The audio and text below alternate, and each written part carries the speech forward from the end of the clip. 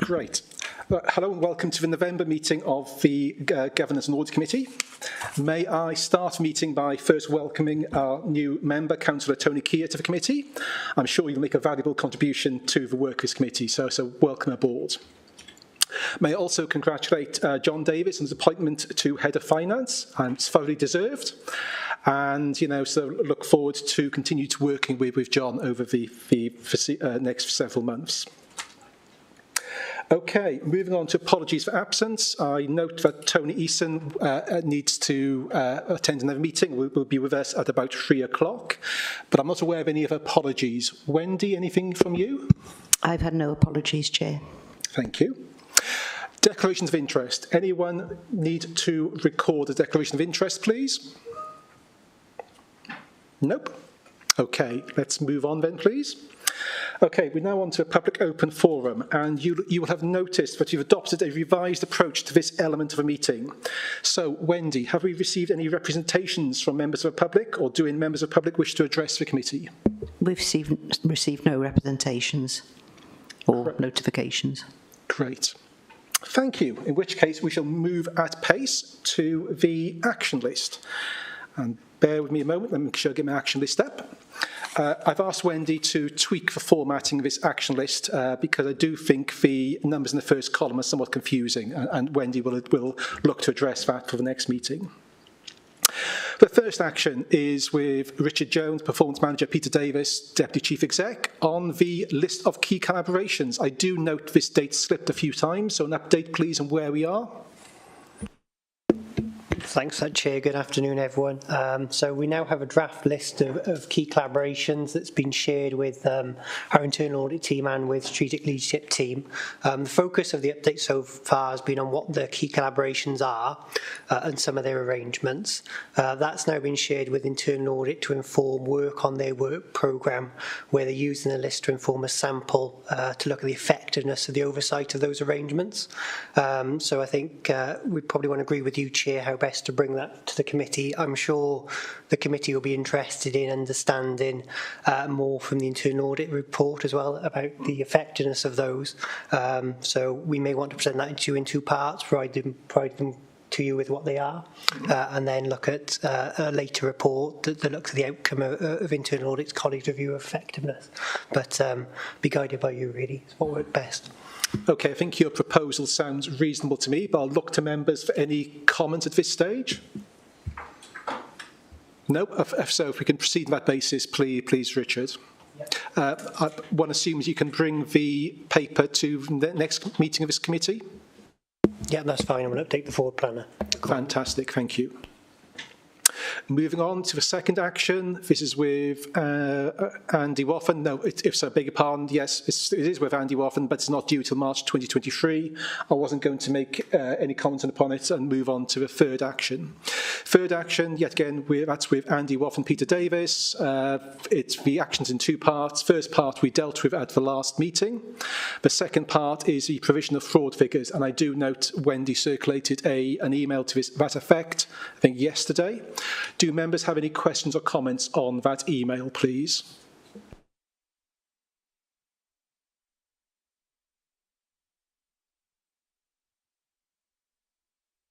I'll pause a moment, make sure everyone has read that email.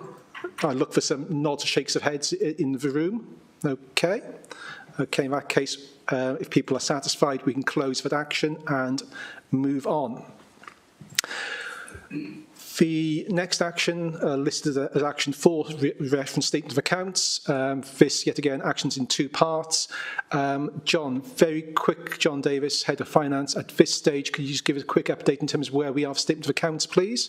And then I think it's Peter Davis, Deputy Chief Exec, pick up a 20-mile-per-hour speed limit point subsequently. John, over to you, please. Thank you, Chair. Yes, just briefly, We are currently working towards coming back to committee in January with the audited statement of accounts. We're due notification shortly of some revisions to the statutory deadline, which we believe will now be the end of January to bring forward audited statements. So we're not expecting to have to make any further declarations publicly or otherwise. So I think the committee at this stage can expect to see those audited statements come forward in the new year to the meeting, and the audit work is progressing well. Met with Audit Wales this week, and that field work is starting to come to a close now, and we're happy that nothing significant has been flagged so far by them. Okay, thank you for that, John. Under the Audit Wales agenda item, I'll ask you to say a few more words to explain the delay and what if any, issues you've come across and how they've been dealt with, please. But we'll come on to that in a few minutes' time. The second element is the 20 mile an hour speed limit scheme. Peter, update, please. Thank you, Chair. Peter Davis, Deputy Chief Executive and the Council's Section 151 Officer.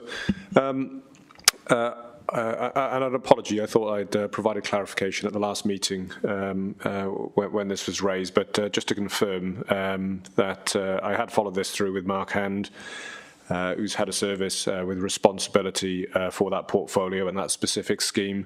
The funds, which is as per usual with most specific grant-funded schemes with Welsh Government, there wasn't the ability to roll the funds for the unspent funds. However, much like with other specific grant funds, particularly capital funding, such as transport grant, for example, Welsh Government on a year-on-year basis provide allocations of funding against which the Council puts in bids to secure funding against specific schemes. There's a very close working relationship between officers and officials in Welsh Government where there is slippage in specific schemes and money is obviously unspent. Then there's generally conversations that go on to allow that funding therefore to continue in the next year's allocation, which has been the case, and I think for many members of the committee or anybody in the room here or virtually would sort of keeping abreast with the press. Obviously, there's a lot of activity going on out there at the minute in terms of the deployment of the 20 mile an hour schemes, both last year and this year. Thank you, Chair. No, thank you, Peter. You did cover it off at the last committee meeting. I would be happy for that action to be closed, and maybe we should have closed it at the last meeting. Okay, right. Over the page, we then have action listed as number 5 in 3 parts. The first part is discussion of the scrutiny arrangements for people strategy and asset strategy. Second, the Chair will discuss interim key milestones and progress against them with officers. And thirdly, an update on completion date of the corporate and community plan. So just to update members, I met with Peter Davis, Deputy Chief Exec, Andy Waff and Chief Internal Auditor a few weeks ago. We had a very constructive discussion and covered off a number of matters, including several elements here. I think we were in broad agreement. I think there's some further work to do in terms of reflecting some items of the forward work programme, and what I suggest is that I make some firm proposals in respect of how I see these items appearing in the forward work programme for further discussion with Peter and Andy. That's my view, but can I just check, Peter, whether you wish to add or have a slightly different view to what I've just articulated? Yes, thank you, Chair. Yeah, I think this is an important sort of area. I think we've had the conversation. Interestingly enough, it's actually the risk register is the next action on the action list. And I guess, and again, it's drawing this distinction between matters that fall within the scope of the Governance and Audit Committee and its terms of reference as distinct, I guess, and where we do have degrees of overlap. But we try to minimise those, and the distinction, therefore, with scrutiny arrangements and in the main with Performance and Overview Scrutiny Committee. And I know you've spoken to Councillor Neil and obviously maintain a line of discussion with him as I would naturally expect. So in terms of what we describe, and I guess, Richard, as the enabling strategies, which obviously are updated, if not and at most in line with the 5-year terms of administrations. I think sub-action 3 there, just in terms of the corporate and community plan. Let's get the sequence right here. That gets developed first off by the administration and approved. That puts in place the policy framework for the council for the forward for the remainder of the electoral administrative term. And obviously that therefore influences and guides within wider context the update of the enabling strategies, and which is why the enabling strategies will be brought through appropriately through Cabinet or Council for approval, and will, in the main, Chair, undergo scrutiny through scrutiny arrangements, whether it be a Performance and Overview Scrutiny Committee or otherwise. I guess the hanging question, I guess, to a degree, is to the extent to which the Governance and Audit Committee has an interest. And I think, Chair, you've highlighted before that your question is, and you can confirm this yourself, but I think it's arisen as a result of the interest and the work of yourself and the committee in looking at the strategic risk register, and obviously acknowledging and noting that matters of workforce, matters of our estate and assets are obviously fundamentally important in terms of the effective running of the council. But I think I just draw back to the point of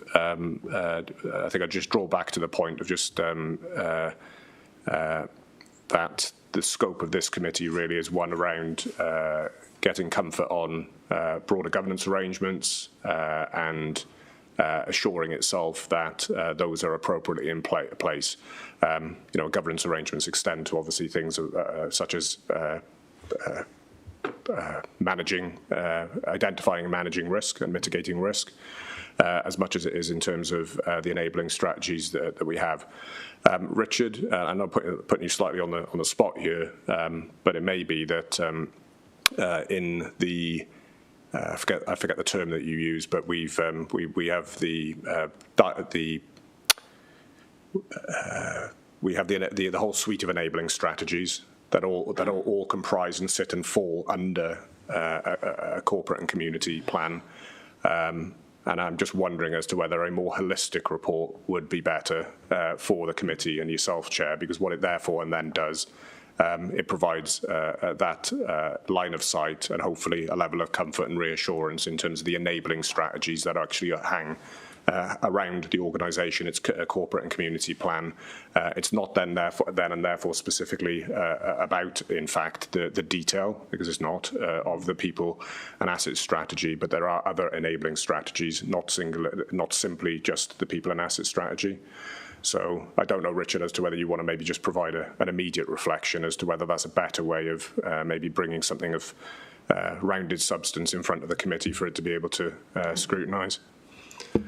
Yeah, thanks for that, Peter. I think reflecting on, we provided with assurance around our performance framework, and that performance framework is looking to deliver and evaluate how we're delivering our policy framework. And I think Peter's just described the connection between the community and corporate plan, those enabling strategies which form part of our policy framework, which will sequence following the development of the community corporate plan.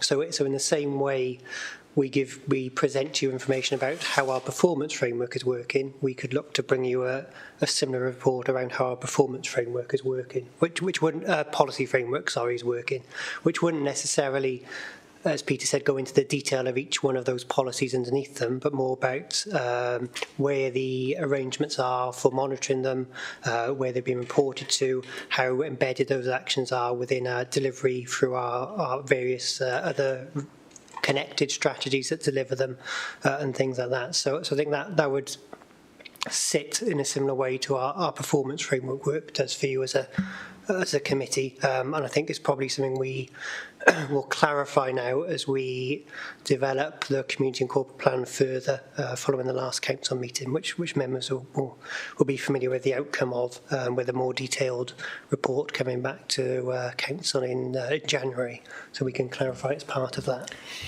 Just one final point, Chair, which is, I guess, an offer, really, because as to whether it will be of benefit, maybe establishing just a call to sit down with yourself and Councillor Neil as Chair of the Performance and Overview Scrutiny Committee. So not in thoughts trying to read your mind per se, but just I guess, but actually more of a point, as you'd expect from an officer perspective, as much from a Governance and Audit Committee, in terms of in my position, not wanting to make sure that things don't fall between gaps. So it's a case of making sure that scrutiny goes across to here and the scope of a Governance and Audit Committee to there, and to make sure that there's not a gap that things just fall in between. But if a discussion with the Chair of the Performance and Overview Scrutiny Committee to work through some of those specific items, and may even extend to Action 6 to a degree, then I'd be very happy to do that. I'm sure Richard would as well. Okay. Yeah, I'd be happy with that, Chair. Thank you. Lot to digest. This is a really important topic, which we've talked about several times before. Before coming back on the points you've raised, we'll go to members, starting with Phil, please. Yeah, thank you, Chair. And Richard's answered the question that I was going to ask about the performance and the corporate and community plan. Yes, it was due to come back in January. So I'll ask a slightly different question then. How is things progressing, do you know, on getting it ready to come to council in January? Yeah, so obviously I know there was an extensive debate in council, and I think the conclusion was to bring a more robust community and corporate plan back with more detailed measures and targets in January, and that's the intention, progressing in line with that to provide that more detailed plan. So as far as we know, it's still on course to come in a far more substantial version by January. Yeah. Okay, thank you. Martin? Thank you, Chair. Again, some of what I had in mind has been covered. So just some observations, I guess. Ensuring that risks are managed properly is core to what we do here. So I absolutely don't want to be the traditional role of an auditor, which is coming after the event and baiting the wounded. We need to be part of the process, and I think that's really important. So deep dives on specific issues is a common role of an audit committee, and that certainly would be appropriate in this area. It's very current and very topical, and the longer we wait for strategies, the more there is people uncertain about this organisation. Clearly, some of the messages coming out are unsettling, at least, and that unsettling might have an impact on the organisation, and people might vote with their feet. So that's of concern. Just one final observation, really. A couple of times, a couple of people have said, I know it's inadvertent, I'm sure, but members will be aware. A third of the meeting is lay members, and we're not aware. So can we just bear that in mind? Let's not assume. Okay, thanks. Thank you, Martin. Ian, please. Yeah, just a brief observation, really. I mean, I understand the points that Peter and others have made about the roles of the different committees, but I would say that it's the issue around the people strategy and the asset strategy is not just about the risk register, because those are matters arising from the Audit Wales Springing Forward report. So it was not just a risk management issue, it was also coming from external Audit Wales report. So I think there is an element that it is part of the scope of this committee, timing maybe being a separate issue from that, but I wouldn't get that. But I think a meeting between Andrew and Alistair and Peter would be quite useful to help to ensure that we all have an adequate overview of the different aspects of that. Do you want to come back, Peter? Yeah, and hopefully it's just with a helpful comment, really. And again, it's just this point to just keep reinforcing, really. So, and again, and I think we've got Charlotte from Audit Wales on the call, or she was. Yeah, she is. so she can confirm if my point is valid. But I guess where regulators, Audit Wales, bring forward reports and, for example, they have recommendations that are of a workforce nature, that doesn't necessarily mean they always fall to a governance and audit committee to preside over. They fall to be presided over in the appropriate fora, whether that is in fact a scrutiny committee or a governance and audit committee. So I don't need to get into any specific, but each matter needs to be taken on a case-by-case basis. Okay, thank you. So your proposal in terms of facilitating a meeting between myself and possibly others with Alistair Neil, I think is a good one. You've heard what members have said. I do share their views here. I don't think we are quite aligned in terms of how we as Governance Audit Committee address these particular topics, given that they are very topical, and the consequences of poor, for example, people management on our control environment. So there are some significant concerns which this committee just needs assurance over. Because we don't know, we don't know, there's doubt creeps in. So let's take that as an action and then work out how or what this committee needs to see in future. But thank you once again, Peter. If we're happy, move on to the next action. And once you bear with me, I just need to get it up. Next action labelled number 6, it's Richard Jones, Performance Manager. So just in terms of context, Richard Jones and I have exchanged emails on the topic, and I think we are in broad agreement, but Richard may ask Richard to comment in a moment. So the next update on the subject will come to committee's meeting, I think, early in the new year, and Richard had kindly offered at the pre-meet to give us a presentation on the overall design of the authority's risk management approach, which sounds to me a very good idea. On that basis, I'm content to close elements 1 and 2 of this action. But Richard, please remind me, where are we with the third action here? Yeah, thank you, Chair, and thank you for your comments as well. We are in agreement, although I'm sure when we bring it forward, we'll welcome the scrutiny and challenge that may come. The risk in relation to action 3, I think I, again, updated on this last time, but apologies just to be clear that risk 13 on housing, that was subsequently revised to a high risk level in liaison and agreement with the risk owner. So the current risk register shows that as a high risk. Richard, you did.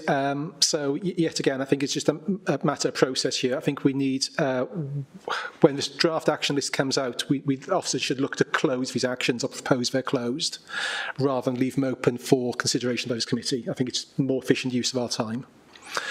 Okay, we've gone on to the next one, which is the management of cybersecurity. Previous report to be circulated. I think it has been. So yet again, this action should be closed already, so that's not discussed again. Action 8, the vetting of key staff. Contact CPROS outside meeting. That's with Peter Davis, Deputy Chief Exec. Update, please. Yeah, as an apology from me, Chair. I will act upon that off the back of this meeting. It's an oversight on my part. Thank you. That's fine. And action 9, which I'm trying to read. Oh, right. So this, beg your pardon, I just tried to remind myself of content. So this is with Andy Waffen, Chief Internal Auditor, Peter Davis, Deputy Chief Exec. All members to be made aware of the route of referral for bribery, fraud and corruption concerns. I don't recall seeing anything, but Andy, please correct me. Thanks, Chair. My apologies, members. It's been with me for a while because I've been updating the anti-bribery presentation that sits alongside this and preparing a presentation for the actual anti-bribery, fraud and corruption policy. That got circulated today to all members with a list of who the main contacts are, if any members, officers or members of the public have any concerns or want to raise any allegations in terms of fraud, bribery or corruption. So that could be closed as well, Chair. Fantastic. Thank you for that. Okay. Just come in here for a second, please. Chair, if I may. Andrew, yeah, it was circulated to all members of the Governance and Audit Committee. It wasn't circulated to all members of the Council. I'm not quite sure which of the action points all members was referring to, but I think it would be helpful if it went to all members of the Council. Thanks, Councillor. Yeah, we can work through that. I just want to make sure all the Governance and Audit Committee members had it as a priority, really. But we can work through that. Thanks. Okay, thank you. We're on the home straight. Action 10, Peter Davis to circulate strategy for medium-term sustainability. So we've clearly all provided updates on the budget situation and the recovery plan, and I would just like to thank John Davis yet again for providing a presentation to lay members. But the articulation of this action, current circulate strategy for medium-term sustainability, have we actually seen that, Peter? So just to be very specific and clear on this one in terms of the context in which I think this action arose from, because I think I commented at the last meeting that we're in the throes, as you well know now, of a challenge for next year. If you could just capture it at that.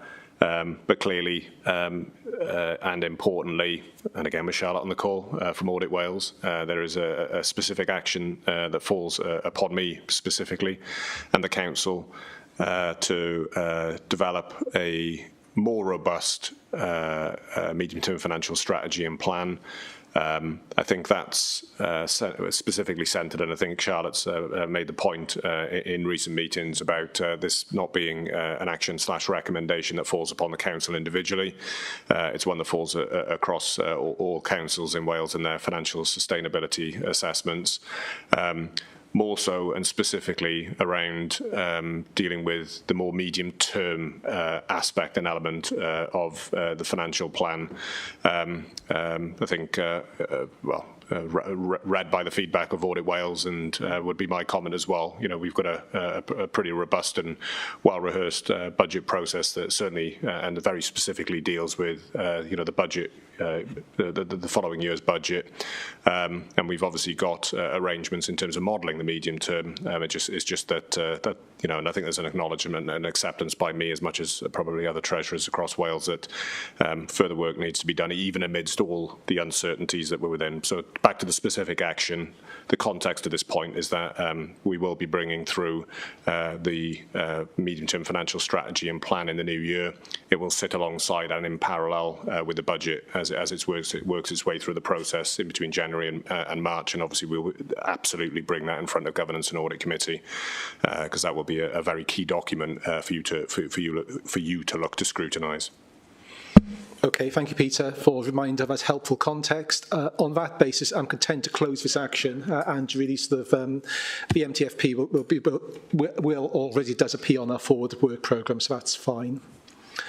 And the final action is in relation to Audit Wales, sits with me and Peter Davis, Chief Executive. Just reminding myself what it says. Yeah, this is about the MTFP again. We've had a presentation. We've made it clear in terms of what this Governance Audit Committee requires in terms of visibility of this information. And I do note an email from John Davis early today, which I haven't fully digested, but if I may, I suggest we close this action and I pick up with officers any outstanding issues, unless, John, you wish to say anything at this stage. No, that's fine, Chair. I agree with that approach. Thanks.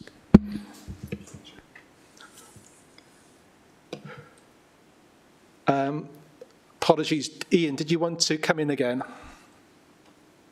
No, thank you. Sorry, I'm flipping between screens. Yet again, I'm not doing it sufficiently as I should be. Okay. As I mentioned to members at the pre-meet, we are going to shuffle the agenda about very slightly.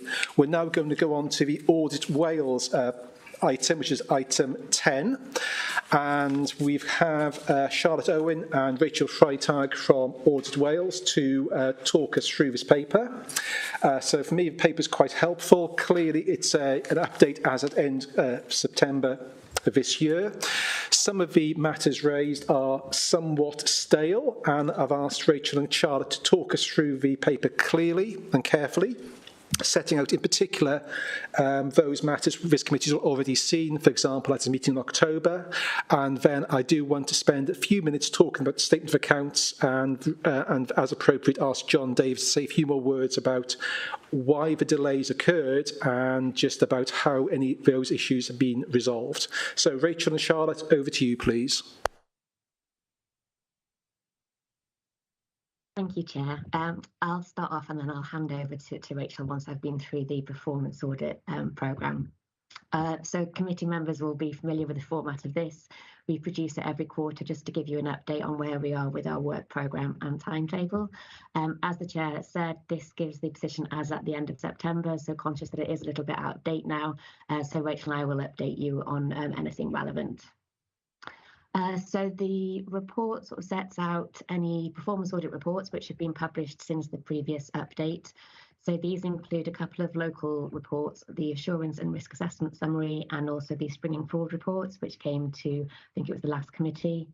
There's also been a few national reports. Some of those include poverty, equality impact assessments, public sector readiness for net zero carbon.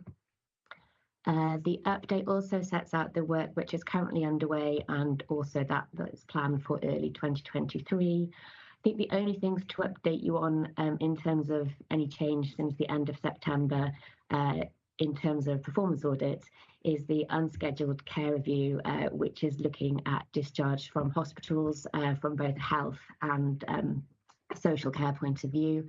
Most of the fieldwork for that is now completed. We've just got a couple of mop-up interviews to take place in December. So we're on track to get a draft summary over to the council early in the new year. And also the Assurance and Risk Assessment Workshop, which I think we said would be taking place in January, has now been set up for early February. I don't think there's anything else really to update you on in terms of the performance audit work programme in terms of movement from September, but very happy to answer any questions you might have. And I'll pass over to Rachel now, who will give you some updates on the audit of the final accounts. That's great, thanks Charlotte. Obviously you can see in the September update we were hoping to bring our audit of accounts report to you today. Clearly it's not on the agenda. So as of September we were hoping that some national issues that have been going on across the board would have been resolved to allow us to finish the audit and report to you today, but that's not been the case. The audit, as John's already referred to, is moving along nicely. The vast majority of the work is complete. I think we're waiting for one or two little bits and bobs, but I suppose all of that work, I should caveat, it is subject to, you know, the work that the team does is subject to the review of myself and our audit lead, Leanne. No significant issues really coming out of that other than the two national issues, I suppose, that have impacted all local authorities this year. The first being the valuation of property assets as a whole. I'm sure as you're all aware, during 21-22, inflation was rising, construction costs were increasing, so there was a question over whether the valuation of assets that hadn't been valued as at the 31st of March 22 was still materially in line with their current value.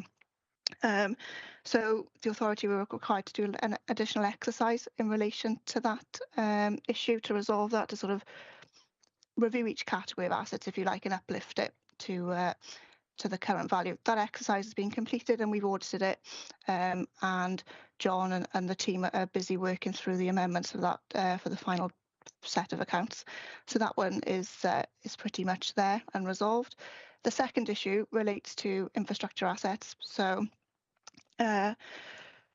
largely this relates to roads held by the authority, and it does date back to, or not the issue, but I suppose the underlying causes of the issue sort of date back to local government reorganisation in the late 90s, and boils down to a lack of records held by authorities across the UK, and it's come out from some quality reviews in England last year. SIPFA were hoping to come up with a resolution and a way through this. However, there was some back and forth, I suppose, between SIPFA and FRAB, who were the body that sort of approve any changes to the code of local government accounting.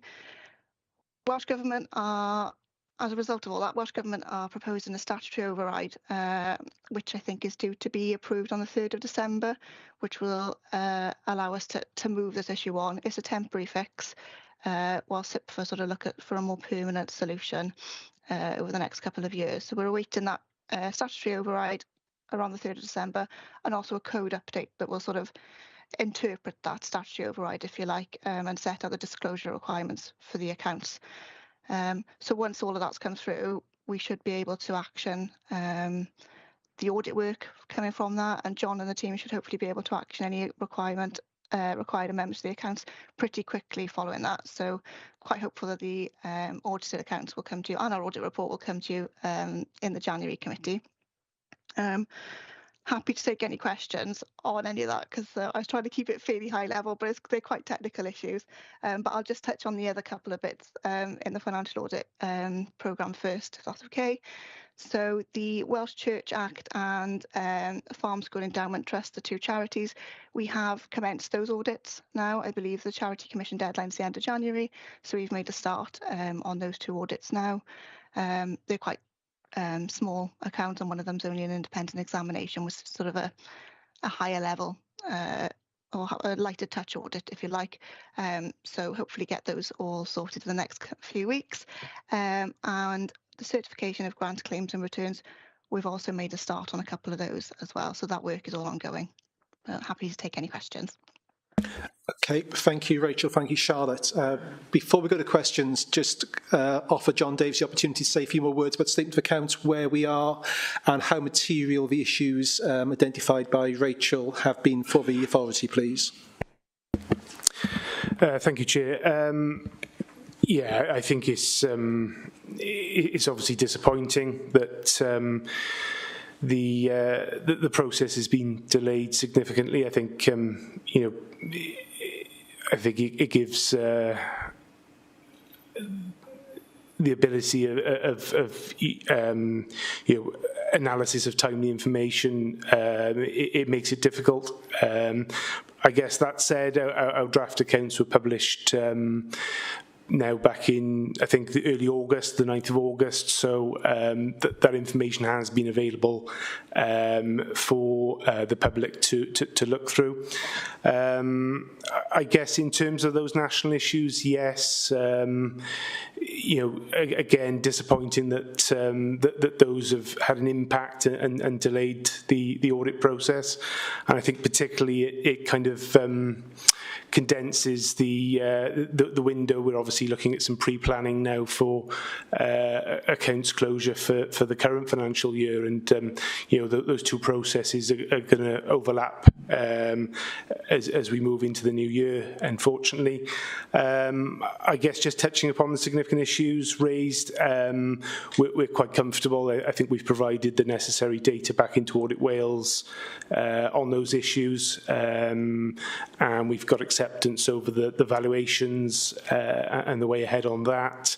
Those adjustments have been made in the background, and I think very much in terms of the infrastructure asset issue, it's very much an adjustment to the notes in the accounts, so it's not going to cause major issues in terms of our primary statements. So we're fairly content that that's going to be a fairly quick issue to resolve. So I think that's probably it from me, Chair. Thank you, John. Martin, please. Thank you, Rachel and John, for trying to put some detail into this. My understanding is that the council's records haven't changed from one year to the other. The process of calculating infrastructure assets hasn't changed from one year to the other. And as you say, John, these are long-established assets, i.e. roads, which are fully depreciated, and therefore it's not a net effect on the bottom line. It's just effectively we continue to inflate the total value of all our assets potentially if we aren't sure of their existence. So I guess the question for Rachel is, you mentioned that it came out of 2021's audits identified by whoever does audits in England, and you became aware of that at some date in time. When did you as Audit Wales first become aware of this being a significant issue, and when did we get a briefing on it to know there was going to be a significant issue? Because it seems to have kind of blindsided us a little bit. I'm not entirely cited as the exact dates, but there are quality assurance reviews that the auditors are subject to, in essence, and I believe it came out of a round of reviews that are undertaken on audits in local government in England. that would have happened, I believe, over the summer, early summer. But I can double check on the timing of when we notified you. I believe it was sort of April, May time. So unfortunately, you know, post year end. So I guess, yeah, I can come back to you if you like on more sort of precise timings. yeah, I've stepped into them. Apologies on that. it might be hypothetical, because when did you know and when did you tell us is kind of important in terms of the process, but I'm not sure we could have done any more, because as you say, if the records do not exist, then it's not in our gift to fix it. So I think that's kind of fundamental, and I guess I take some comfort from the fact that every local authority in Wales and every local authority in England is caught up in this. Yes, absolutely. It affects all local authorities, and you know, nobody's had their account certified yet. So you're not behind the curve. Everyone's in the same position. But of course, it concertinas the work here in terms of audit. The accounts team here have got better things to do than endlessly look at final accounts, and also you guys have also got a timetable of work to do as well. And I think you should be moving on to other areas as well, shouldn't you? So it's creating some significant pressures. That's just a comment, really. It's in the gift of Welsh Government now to fix and SIPFA, so I guess that's, as you said, hopefully that's going to come out early next month. So thank you. Okay, thank you. I don't see any other hands being raised, so maybe just a quick question from me. I'm not sure who I'm asking.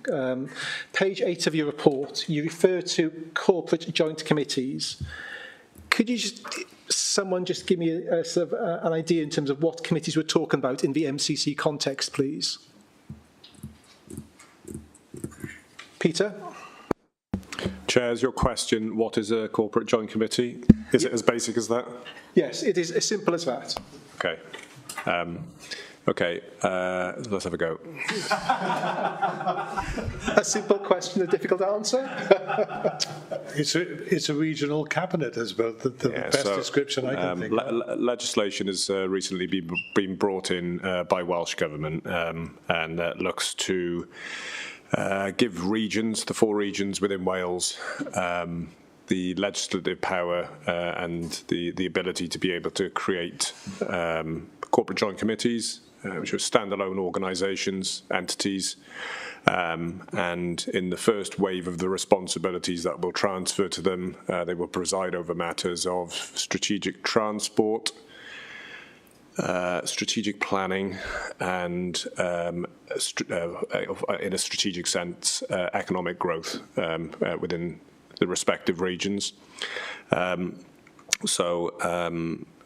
guess this will create a, to Councillor Murphy's point, the point on region, it will, I guess, provide a natural evolution to the Cardiff Capital Region in terms of its current construct, and where it already presides over and focuses on matters of economic growth in the region.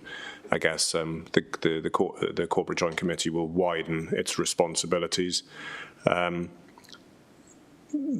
Corporate Joint Committees are somewhat stuck at the moment in a slightly dormant state, even though they've been established as required by legislation in recent times. But they are stuck as a result of discussions going on between Welsh Government and UK Government in terms of getting the associated powers, tax exemptions, VAT exemptions and arrangements in place, which at the moment the corporate joint committees don't have. So for them to be, for example, for them to be able to act as a levying body to raise funds from the constituent authorities within the regions, etc., lots of detail, but until those matters are satisfactorily resolved, then certainly the Cardiff Capital Region will carry on as it is. And once some of those barriers are removed, then I'd expect the corporate joint committees to probably be stood up in a much more operational sense. Thank you, very helpful. It's a simple question, long but really helpful answer, but thank you, Peter. Ian, please. Yeah, thanks. Also, possibly a question of clarification for Charlotte, actually.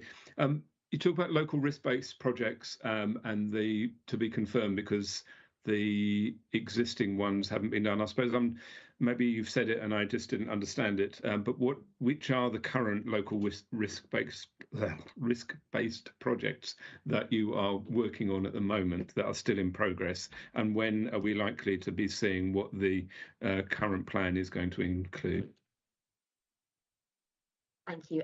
You didn't miss it. I should have pointed that out to you when I was summarising the report. So we have actually finished all of the local risk-based pieces of work now. We are up to date with that. We haven't agreed the ones for 21, 22 or 22, 23. That's down to our capacity in Audit Wales to be able to deliver that. We didn't want to agree a risk-based piece of work, which we couldn't then begin for several months. I think risks are very fast evolving. So we are waiting until we hold our risk assessment workshop with SLT in early February, which is to plan our work for next year.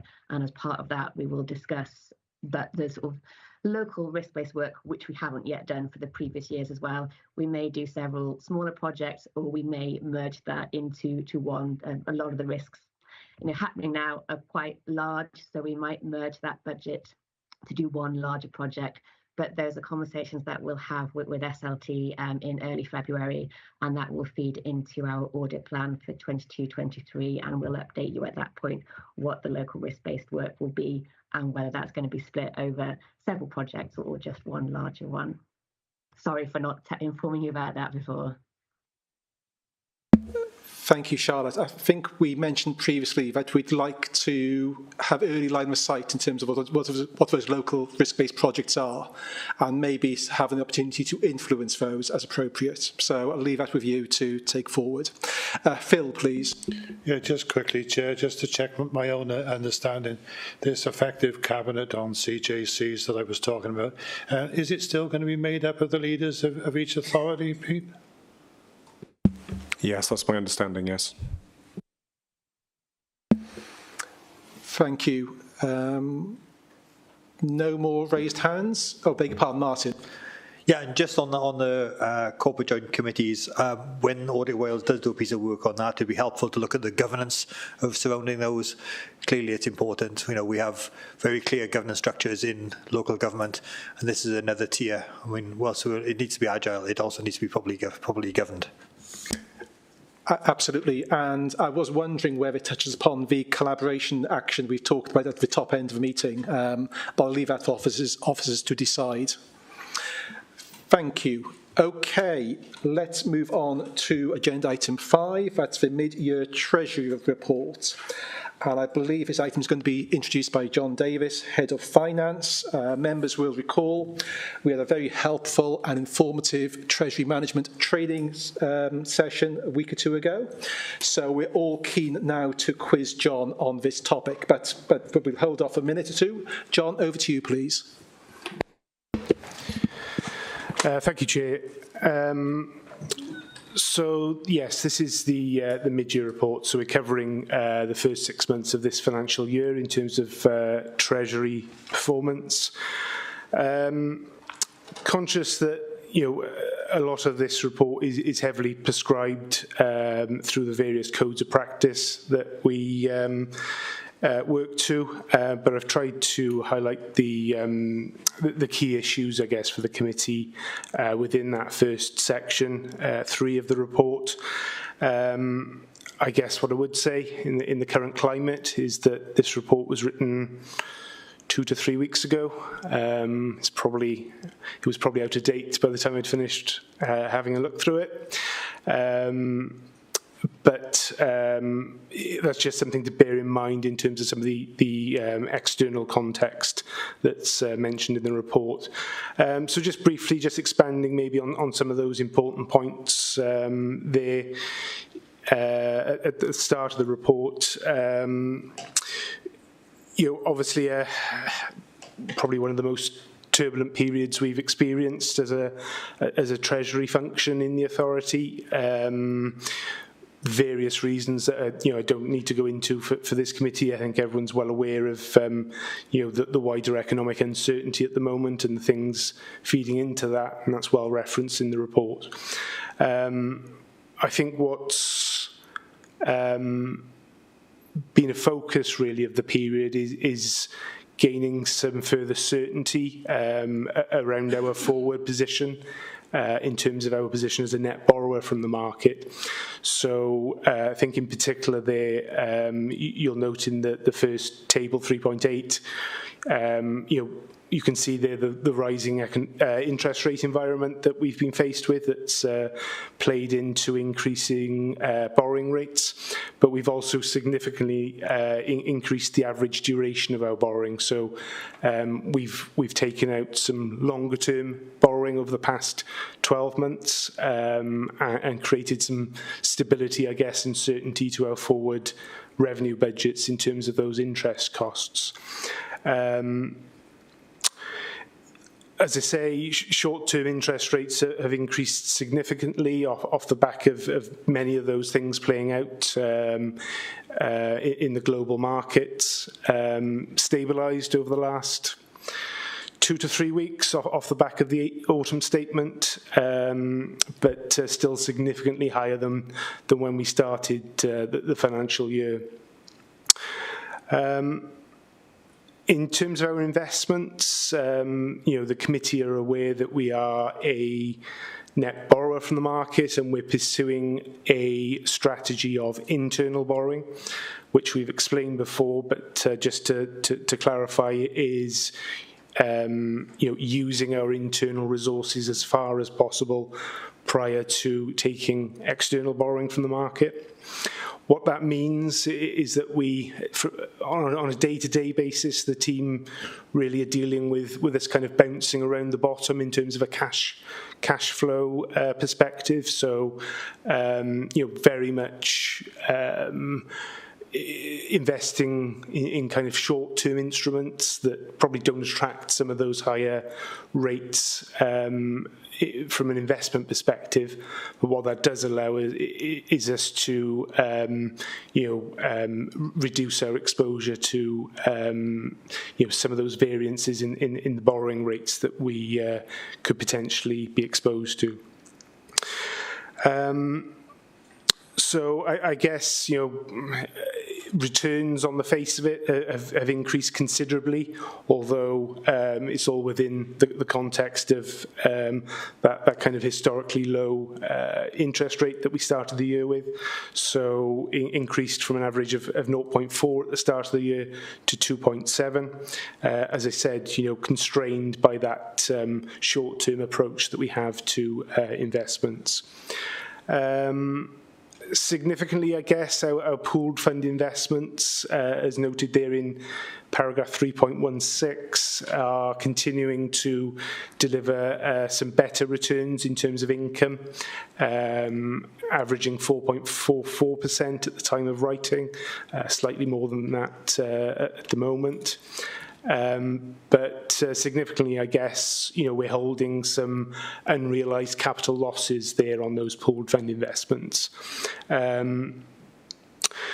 Whilst, that's recovered over the last few weeks. Some of those are exposed to equity markets, and we've seen recovery on those over the past few weeks.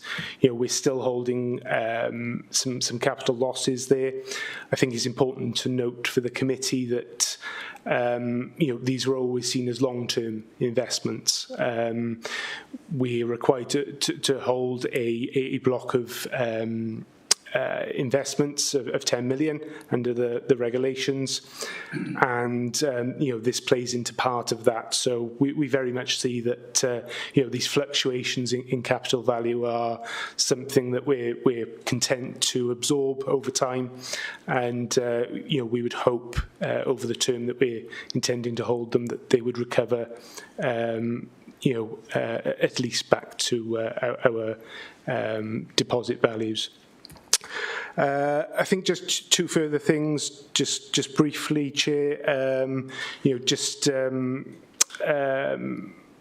I guess ratification there that we've complied with the code of practice during the period, and importantly, the indicators that were set by full council in March have been adhered to during the period. And just briefly, in terms of within the report, you'll note a section that hasn't been provided regularly as part of these update reports, and that is the liability benchmark within, starting at paragraph 7.14. There is a new requirement as per the Treasury Code to show this from April next year. We've brought it in early, I guess, just to gain an understanding of what it means in effect. It's well explained there in the narrative, so I won't go through it in detail. But effectively, it indicates what our forward borrowing requirement is, which is somewhere between the dotted red line and the solid red line in the chart.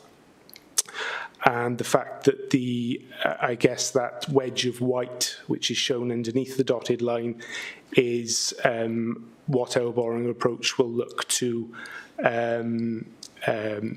cover and borrow against over the forward term. So it's a useful chart, I think. It gives that longer term projection in borrowing, and you know, balance against that longer term risk is something that we're always aware of as a Treasury function. So it's something that you know, in future reports we'll look to expand on a little bit more with the committee. So I think that's the key points, Chair. So you know, welcome any comments or observations. Okay, thank you, John. A lot to unpack there. Before I throw this item over to members for questions, and I can see quite a few questions coming in, just to remind members what we're being asked to do. We're being asked to review and comment on the activities as set out for the first 6 months of the year, to note that all Treasury and prudential indicators set as part of Treasury strategy have been adhered to, but I don't think it's a role of this committee to challenge or question the strategy, albeit I have some very strong personal views on that, but we shall park that. So first off, John Crook, please. Yeah, Chair, thank you. Just wanted to pick up on an item on 316, if I may, where it says, however, we noted that the end of the period, there were unrealised capital losses of nearly £500,000. And I understand that, but how does that relate going forward? Does that give us a problem for long term? I understand probably we're not going to sell assets, but if we were to sell assets in the financial position we are, surely there's quite more of a shortfall than £500,000. The other thing is, of course, that we've just had the properties valued. So where does that stand either in this policy? Would that give us a larger deficit, or would it help out on the valuations?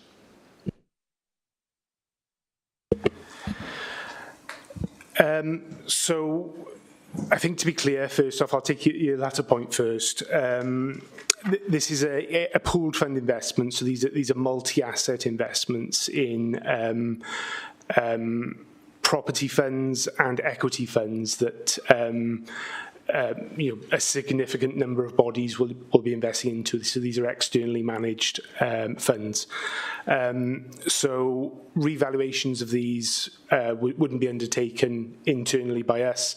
These are continually valued by the markets as part of those investment bodies. In terms of the capital losses, under the current regulations, the Welsh Government regulations, we are allowed to carry those losses on the balance sheet year on year without them realising and impacting on the profit and loss account, income and expenditure account, which would then impact upon council taxpayers. That regulation is currently renewed year on year by Welsh Government, so we are reliant on that regulation being renewed. At this stage, there would be no impact upon the revenue account as such until those funds were liquidated, disposed of, which we currently have no intention of doing, given that they're providing a significant return on investment of nearly 4.5% at the moment. Martin, please. Yeah, thanks, John. If this was in the paper, forgive me, I didn't spot it, but to follow up on the last question, can we just talk a little bit more about the 476 capital loss?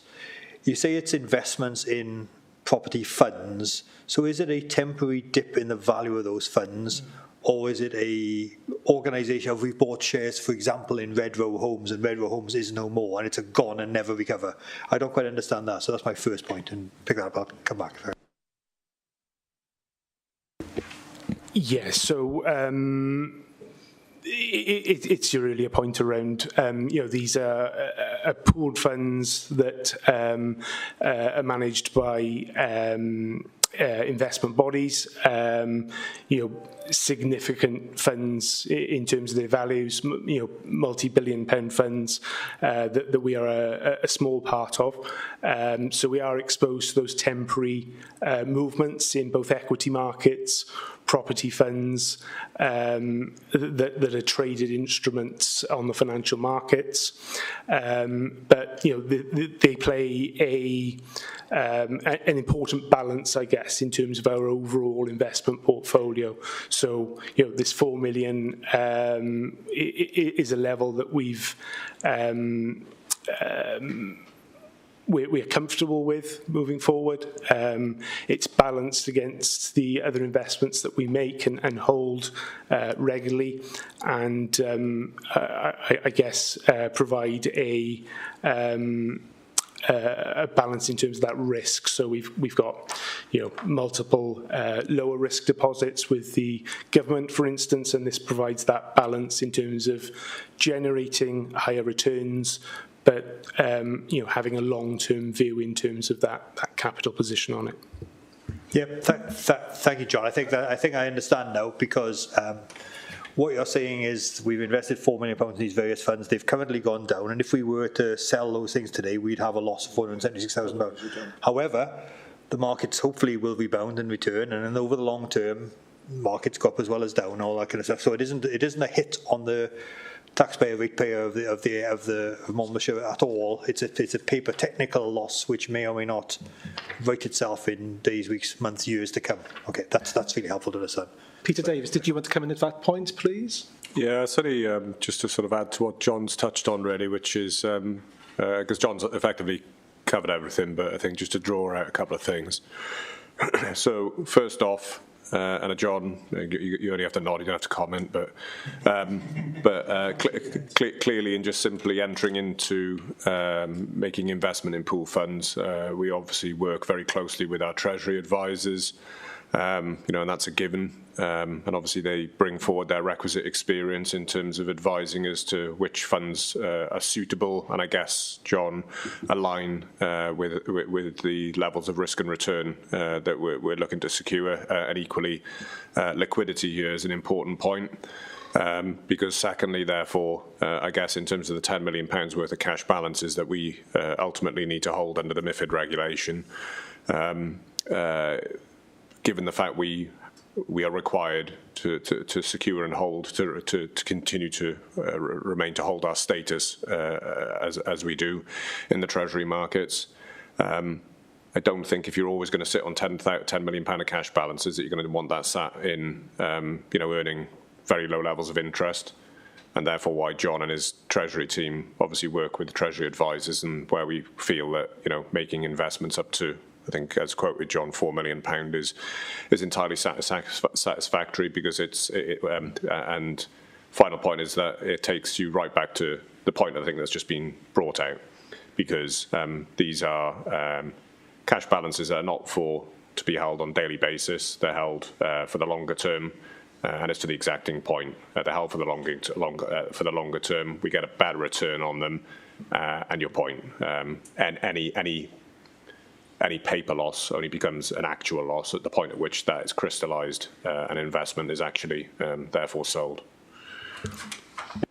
Okay, thank you, Peter. Phil, please. Thank you, Chair. And most of the questions I was going to ask have been collectively asked already. There's only one little bit left.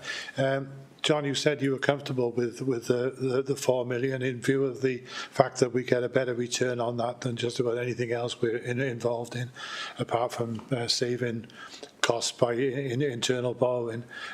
Is there any scope, or would you consider increasing the amount to put into pooled funds? Yeah, it was something that we looked at, I guess, significantly probably 12 months ago now. We were looking to increase that exposure a little bit. I think in discussion with our advisors, Arling Close, we made the decision, I guess, off the back of the uncertainty unfolding, off the back of the pandemic and the outbreak of the Russian-Ukraine hostilities and the impact that was potentially having on the markets at the time. We took the decision to pause on that and reflect further down the line. I think that's probably still where we are. I think the turbulence we've seen both in the financial markets and significantly in some of those equity markets over the past 3 or 4 months probably doesn't warrant us adding our exposure at the present time. But conscious that as well, we aren't looking to time the market as such. That is impossible. This needs to be a balanced investment. So it's always on the radar in terms of those discussions we're having, weekly, if not daily at the moment, with our Treasury advisors. Okay, thank you. Colin, please. Yes, John, I was just looking at paragraph 3.3 regarding the SIPFA codes, and you say at the end of it that you're going to take advantage of the reporting not having to take place till 23-24, but something that the investment strategy, which I think we're going to discuss in detail later, I was thinking that work, although there's obvious benefit in not going first and seeing what the outcomes of reporting is for maybe some other council that choose to, but just that work would need to be ongoing now in order to inform what we're going to do with the investment portfolio. Yes, specifically I think in terms of where we're looking here to defer our reporting requirements, we're talking about the specific requirement to report quarterly into this committee on Treasury performance. That's something, you're right, we are looking at how we're going to approach that, because conscious that maybe 4 of these reports coming to this committee is probably a little bit wish we were overkill.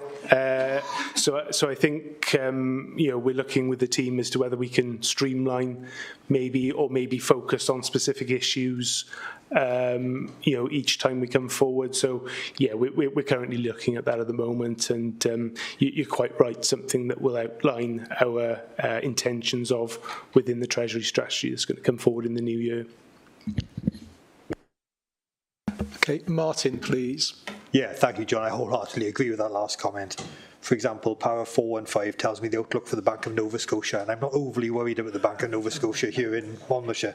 So there's quite a bit of this which was clearly written by our Treasury advisors, we could do with editing out. And despite you giving us a glossary at the back, there's still one that's thrown me. So table 3B, which is page 12 of the paper. And the reason this catches my eye because there's a table there of all the different loans we've taken out in the period, I presume. And you can see they're all called Public Works Loan Board loans, except the top one was a Public Works Loans Board EIP loan. I don't know what EIP stands for. But the reason it catches my eye is because it is for a period of 8 years at a rate of 2.31. And further down the table, there's also another one for a period of 8 years at a rate of 4.81.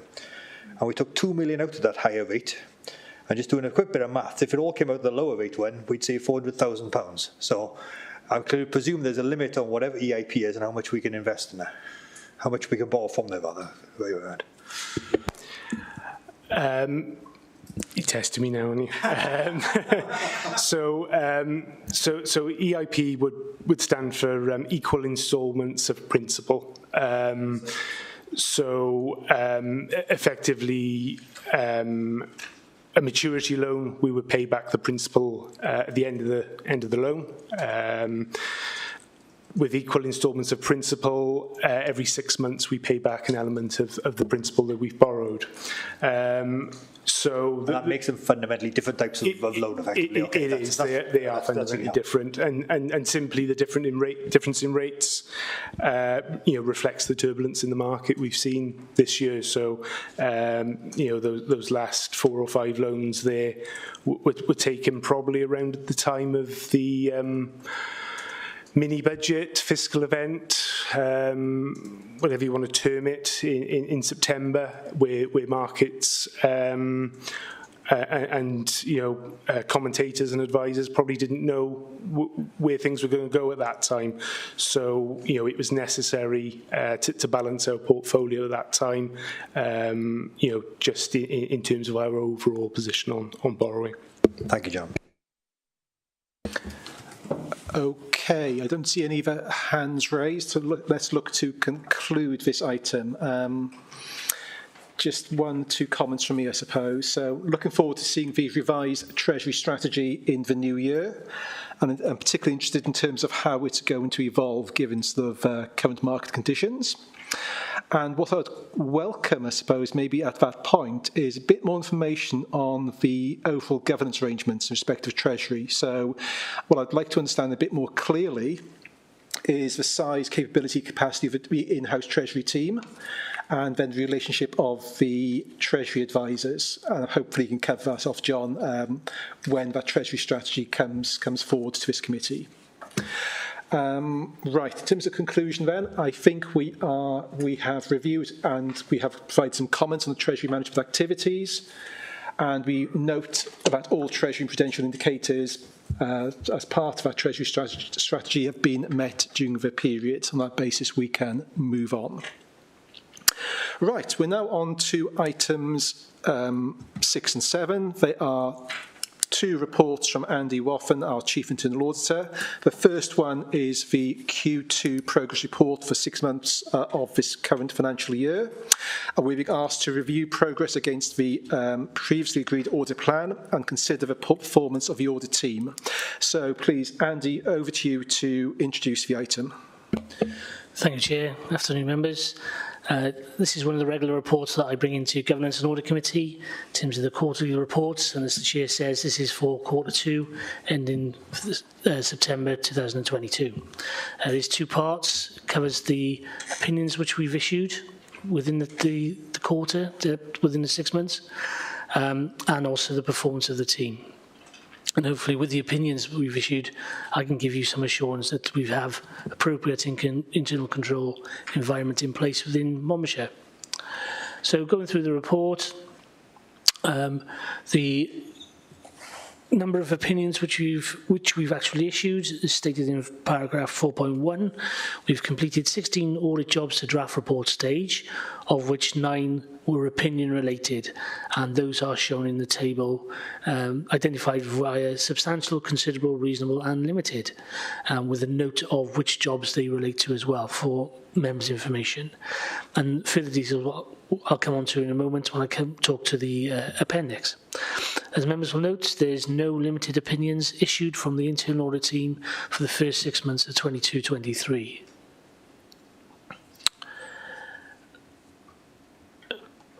Okay, in terms of the finalisation of 21-22 work, there were 8 reviews which were in draft report stage of the year end.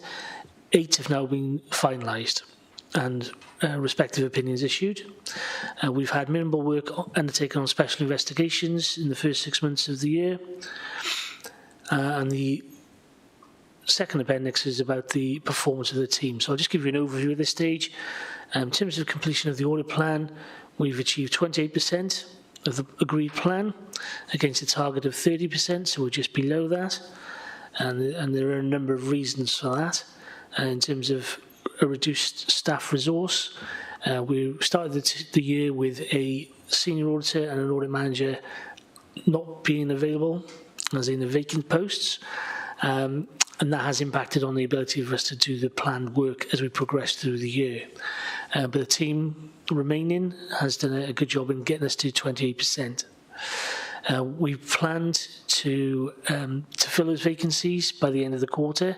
Unfortunately, we haven't done that. And obviously that will impact on quarter three's performance and our ability to cover off the work. We will prioritise our work moving forward.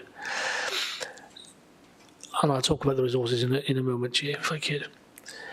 So 28% of the audit plan completed, and we're turning out reports in draft within 5 days, and final audit reports have been issued within 17 days. Drafts are within target, final reports are outside target, and that's primarily because I am now more involved, and it's a matter of timing.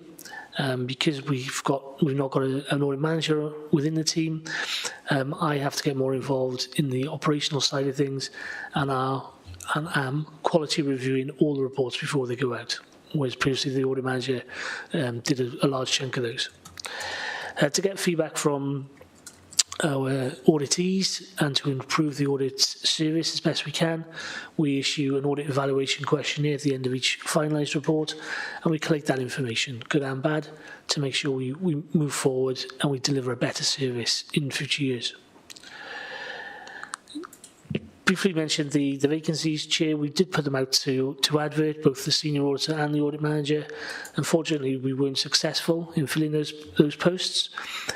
So the senior auditor is currently being covered via an external resource, which we're getting on board, and the audit manager will be advertised shortly, within the next day or two, re-advertised on a more national basis, hopefully to pick up a wider pool, a more experienced pool.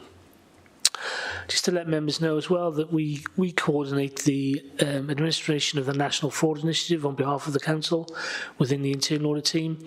2022 exercise is currently underway, and as of last Friday, we've uploaded all the data sets to send on to the Cabinet Office. They will churn that out for 1,200 public sector organisations across the UK and provide us with matched data January, February next year, and then we can carry on, undertake testing in terms of potential frauds or identifying potential frauds. So if I could just refer members to the Appendix 1 to start with, that shows the individual jobs where we've issued an audit opinion for the first 6 months of the year. Members will note there's 4 substantials, 4 considerables, 1 reasonable and no limited. And this is a little bit more information in terms of the jobs which we've undertaken in that appendix. Moving on to non-opinion work and added value, where we're issuing financial audit advice, but also compilation of the annual governance statement which feeds into the accounts. I've included in Appendix 2 the definitions of the opinions which we use, taken on board members' previous comments. That will be reviewed before we start the 23-24 financial year. Also, the ratings of the risks which we include in terms of the weaknesses we've identified during the course of the audit. Performance of the team is shown at Appendix 3, a comparison of quarter by quarter and a year-on-year comparison as well. So hopefully give members a flavour of how well we're doing against our performance indicators. Happy to take any questions, Chair. Thank you, Andy. We'll go to Martin first. Thank you, Andy. Really helpful report to understand where we are. Yeah, my concern is around the ability to do the job in terms of staffing. You mentioned you've got one which is supported by an external resource, which you mean a temp or an agency person or something like that. Is that what you mean? It's an external internal audit provider. Oh, okay. So you've contracted with a company to provide somebody. We will be, yeah. Yeah, it's not quite an agency. We've tried that in the past. It's very hit and miss. I need somebody who can hit the ground running, who understands internal audit. Yeah. So we've gone with a specific internal audit provider this time.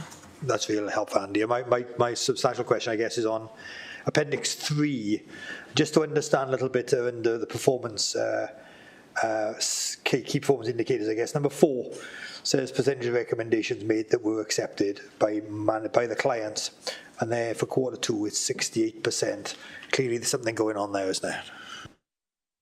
Thank you. Yeah, that's a good spot. That is a timing issue in terms of we've recorded the recommendations that we've included in our audit reports at draft report stage, and when they've been accepted by the client, the service managers, at final report stage. So there's a timing error there. I think the team have been overzealous in inputting that information into a management information team, because if you note in the table above, at line 4, is quite a good percentage across the board for each quarter. 97, 97, 98, 99. It should be the same. So that information is a timing difference. I've just had a quick look at our management information system, and of the finalised reports which we've issued, all recommendations have been accepted by the service managers. Where we've included draft reports, that information is not yet complete. So it's something I will sort out for the next quarter to make sure we're providing more meaningful and up-to-date information. Wonderful, thank you, Andy. Okay, John Crook, please. Yeah, thank you, Chair. I don't know whether I should mention it on this report or perhaps on the next report on 7, but one thing that sticks out and has done for quite some time is the PTU maintenance follow-up. It's been in a high category for some considerable time, which bothers me really, and also, forgive me for saying substantial or considerable. I just wonder where we are with that. And does that include the school buses in this situation as a format?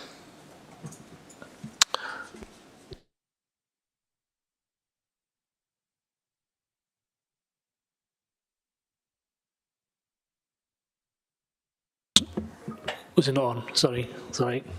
Thanks for your question.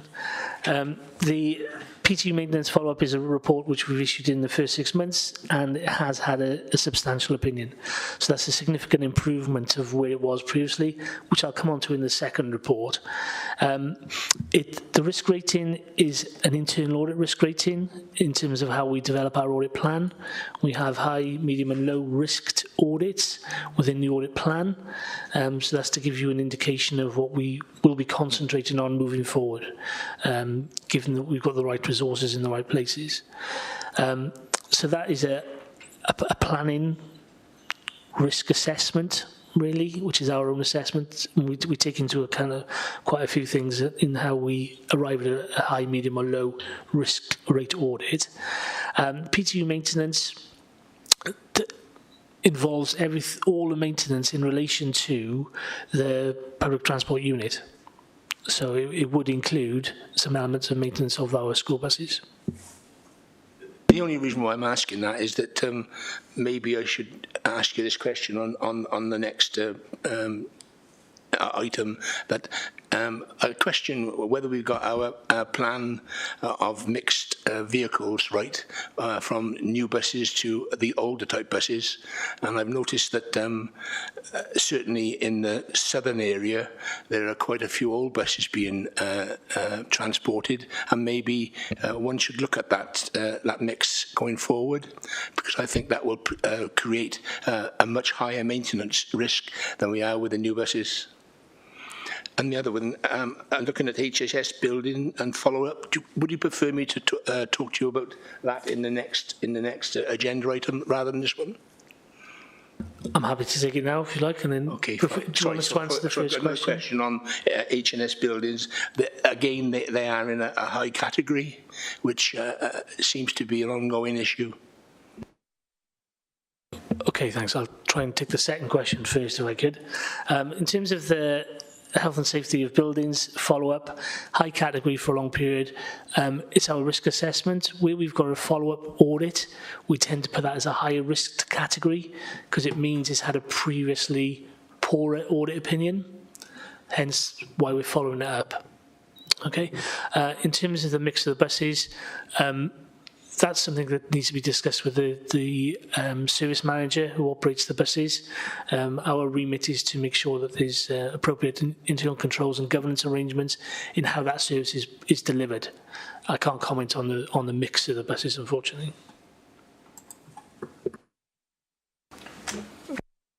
Peter.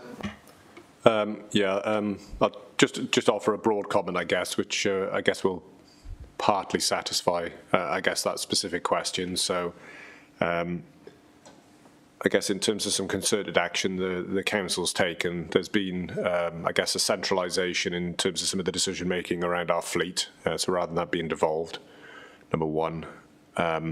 Number two, in terms of the ongoing work around the vehicle replacement programme, which I know that Councillor Murphy will be aware of in his previous role as Cabinet member.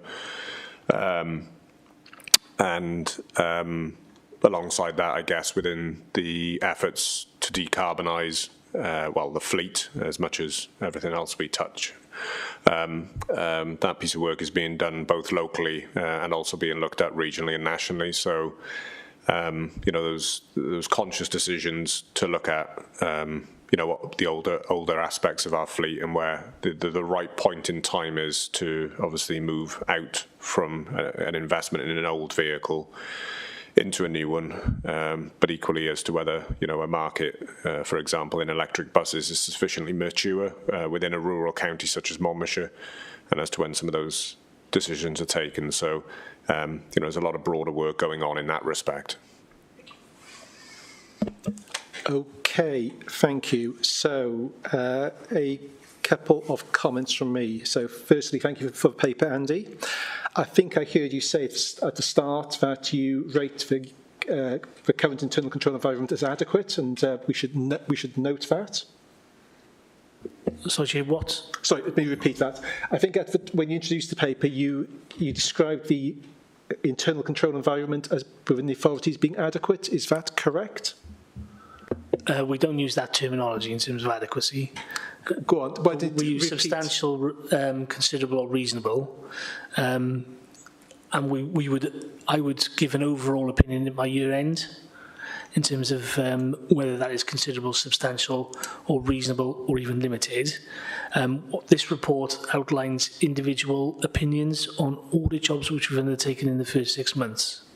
So I may have misunderstood where you're going on this one, Chair. Well, I'm just rereading paragraph 1, where you talk about the purpose of this paper, and I'm just trying to understand, remind myself what you said as by means of introduction. Could you just repeat what you said, what you meant, please?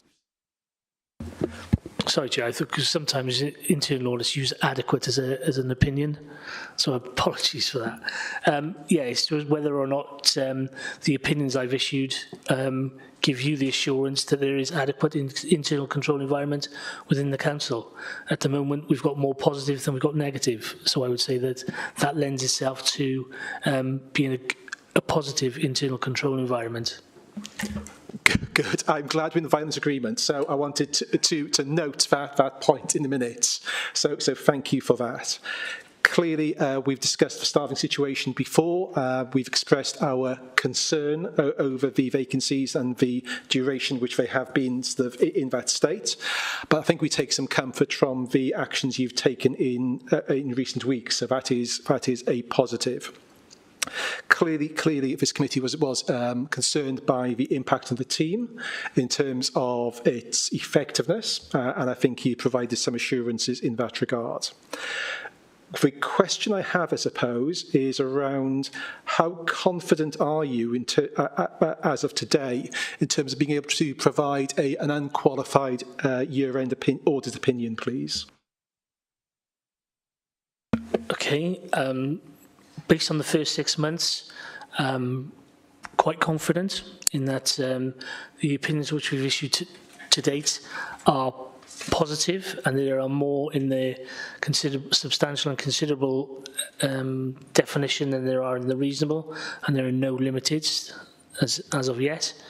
We will prioritise our work in terms of trying to pick up high-risked audits moving forward for the Q3 and Q4. The work that we're undertaking at the moment I'm not picking up any significant issues that I'm too concerned about. Inevitably, we do pick up strengths and weaknesses when we go through our report, but that will be. We'll be giving you an update at the end of Q3, so we'll be able to assess progress then. One thing I would mention is that we're likely to do less audits, so the performance of the overall performance is likely to dip.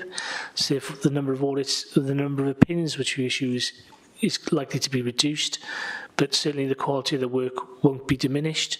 We've got a fairly robust process in terms of compliance with the standards, plus it goes through a rigorous review process, which I am now involved with, before the audits go out. So we will make sure we've identified the appropriate strengths and weaknesses, picking up all the key controls of all the audits which we've undertaken. Okay, thank you for that. I don't see any other hands up, so we will move on to the next agenda item. Agenda item 8, beg your pardon, 7, the update on unfavourable internal audit opinions, and it's back to you, Andy. Please introduce the paper. Thank you, Chair. I thought you missed me then. Thanks. So again, another regular report I'll be bringing into Audit Governance and Audit Committee.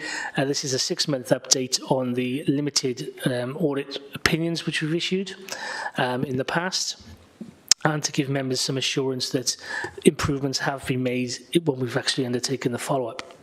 Again, picking up on previous members' comments, I've tried to bring this up to date with the report and the information being as up to date as at the end of the 30th of September for this current report.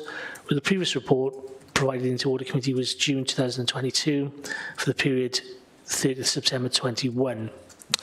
So hopefully this will be more timely information for you as members. And for members this afternoon, if you could consider the improvements that have been made, and if you're happy with that situation, and if you are concerned about any of the audit opinions which I've issued, or the lack of follow-up audits, then obviously we can talk that through.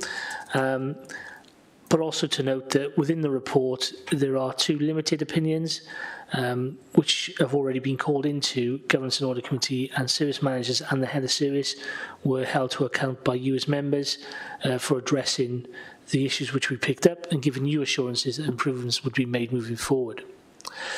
As a result of that, for this particular report, I will not be recommending to call in any other audit or service manager at this stage.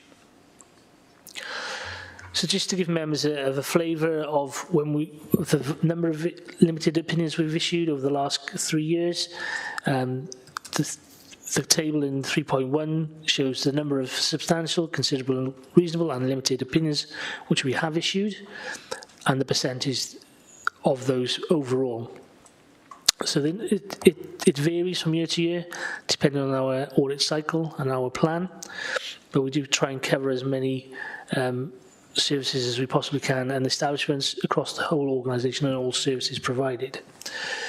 So to demonstrate that there has been some improvements, when we undertake a review which comes out with a limited audit opinion, then we will go back and we will re-audit, we will follow up that audit within a 9 to 12 month basis. That does depend on the nature of the job. Ideally, we would like to go in and look at that earlier.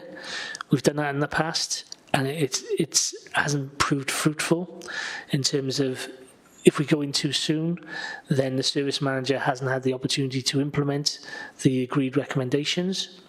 Sometimes it's implementation of a new system, for example. So we've got to get that balance right. 12 months, I think, is probably too long. So we will look at following up audits where we have limited opinions sooner, given the resources we've got available. So again, 4.3 is just a table of all of the limiteds we've issued in the last few years, and an update of where we are with them. So 4.6, in 2017-18, there were 8 reports with a limited opinion, 7 of which have been followed up and have had an improved opinion.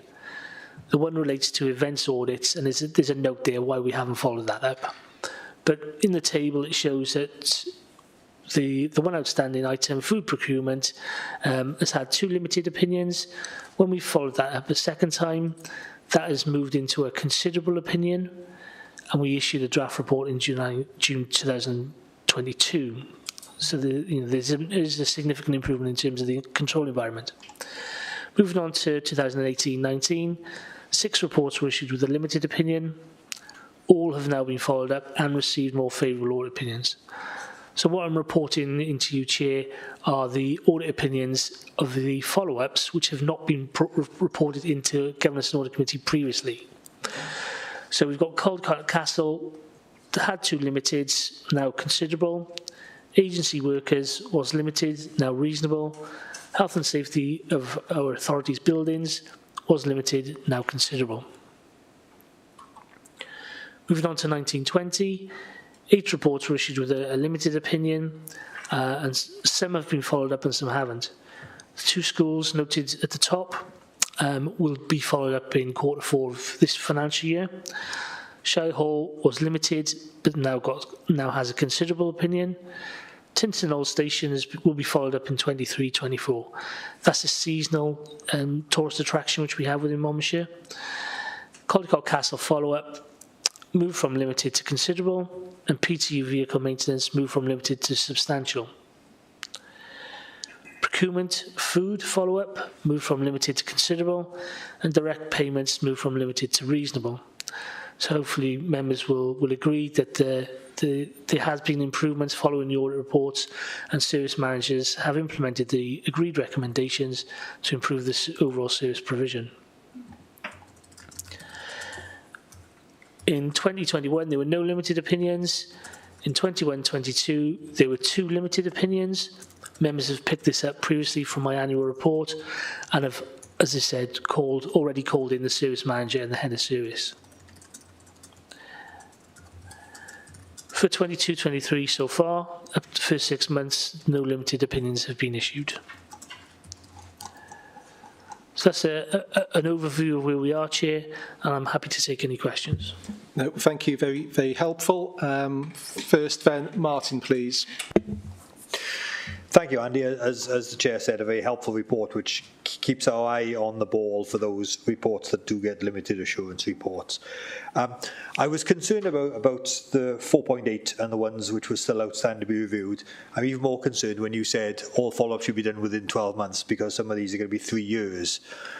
In the 3-year gap, what comfort could we take that the 2 primary schools and indeed Tinton Old Station have improved things, or are we going to wait another 6 months to find out if things are still as bad as they were back in 1920?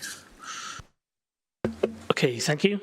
In terms of the schools, that's a timing issue. We were hit with COVID. We just couldn't get out to schools. So there were no school visits during COVID for a number of reasons. They should have been included in the plan earlier. They weren't, so unfortunately, we will be doing them in Q4. So there's a time lapse there. Without going back and doing the follow-ups, I can't give you that assurance. So it's a timing issue, unfortunately. At the time, we've agreed the action plan with the head teachers. They have agreed to implement the recommendations. When we go back and follow up is when we will see for definite whether that's happened. So in the interim, I can't provide you with any assurance that things have improved. In the interim process, in the interim period then, the school continues to operate with an action plan to address these issues. They never communicate to anybody outside the school whether they think they are delivering on it. I know it's for you to absolutely go in and check that they are delivering on it, but do we have any indication that they think they fixed their problems?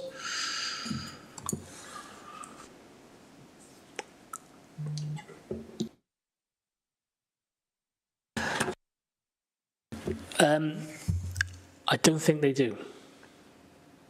So we report to the head teacher, and then the final report goes to the head of service. The Chief Education Officer will see the final report. I'm not sure what mechanisms he has in place for making sure that those action plans are addressed. But for me, it's when we do the follow-up work is when we check that those action plans have been addressed. Okay, you know what I'm going to say now, don't you? To focus the eye, perhaps we should be asking the service providers, the teachers and the manager of Tintern Old Station to actually provide some evidence to this committee that things have been delivered as per your recommendations. Yeah, Martin, does that feel unreasonable? Yeah, hold that thought a second. Just check with Phil. Phil, do you make a comment on this, please? Yeah, just a thought. Thank you, Chair, and sorry for butting in here. And it's just relevant to Martin's last point. It's only a thought, but the accountancy team in CYP are constantly monitoring schools. They told about your concerns at the time. I'm assuming they are, in which case I would have thought they'd be following them up, because they are constantly monitoring the budget recovery plans, for instance, so I would have thought that would be covered in that. It's only a thought. Again, I can't speak for Nikki, but they do get copies of our reports, yeah. Well, Nikki being Nikki, I'm sure they do. But Martin, you raised an interesting point. How do you want to conclude on that? Do you want to ask Andy to take an action or something else? Well, I mean, Andy's got the programme in and he doesn't have the resource. And I think that's, I fully understand where we are on that. But I think there is an interim thing around sort of just getting a written submission from the managers to say, we received the action plan, whatever they did since then, we've done X, Y, and Z. That would give us some assurance. Peter, would you like to comment, please? Yeah, I'll make a comment, and may well be that Andrew just sort of comes in behind. But just in terms of offering a broad comment, I think the point is well made, particularly in reference to obviously the limitation of internal audit capacity. Andrew's attended more regularly strategic leadership teams in recent years, and that is right and appropriate. For matters of discussing the governance and audit, the annual governance statement, specific limited audit opinions when there's been patterns, and I guess also a conversation which I don't think we've fully bottomed yet, which probably talks specifically to the point, which is where. So let me just draw a distinction, I think, between an internal audit review that churns out a limited audit opinion, which clearly needs more attention, given the rating it's being given. But it's all, clearly there's a point around not just simply being complacent to the fact that with all the other internal audit reviews that are undertaken, they bring forward recommendations.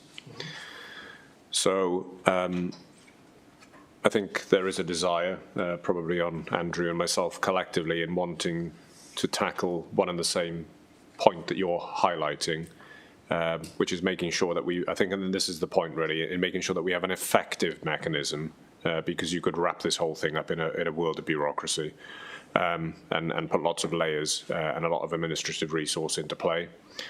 So I know, obviously because of my wider portfolio and obviously with my interaction with Andrew, that our digital team is obviously leaning in to Andrew and internal audit to look at ways that we could look to standardise and automate elements and aspects of the internal audit process.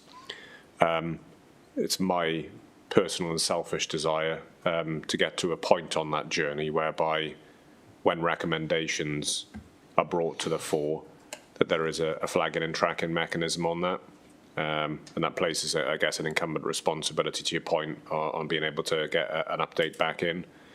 That's not only helpful to Andrew, but that's also helpful to the chain of command, if you get to my point, within the relevant directorate within which an internal audit review has been undertaken, because that flagging and update mechanism to the person who holds accountability and responsibility for a specific recommendation, there's a clear line of sight, both to internal audit as much as there is to the service and its hierarchy. So I think that's where we wish and want to get to.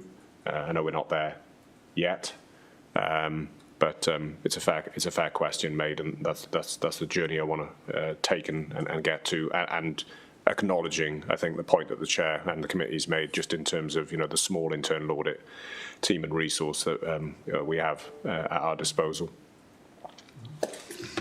Thank you, Peter. Martin, happy? Yeah, I fully appreciate the pulling teeth that is getting updates on where we are against the plethora of internal audit recommendations out there. So automating the process is wonderful. I just wonder how far down the journey we are and when's that end point? Okay, thanks. I think I'll come on to that in a sec, but just to pick up on what Peter's mentioned, and one of the other reports on your forward work planner is an implementation of audit recommendations progress. That is an annual report, so there's a timing issue there as well. But I think you made a valid point. What I can do in terms of an action is resend the report out to the service manager, the head teachers responsible, get them to reply to me in terms of their progress that they may be made in terms of implemented, because they did agree those actions and those recommendations. And at least we'll have some progress, albeit not an audit follow-up progress, but some assurance that things have improved. So I'll take that away as an action, Chair. I think that's a really valid point. In terms of following on from what Pete said, we are with the digital team. It is to try and automate that process, the implementation of audit recommendations, to put some of the onus on the service manager as well as the responsibility, potentially make it as a key performance indicator within their area that they've had a number of audit recommendations, how many have they implemented. There's an element of trust on that because we can't go up and we can't follow up everything.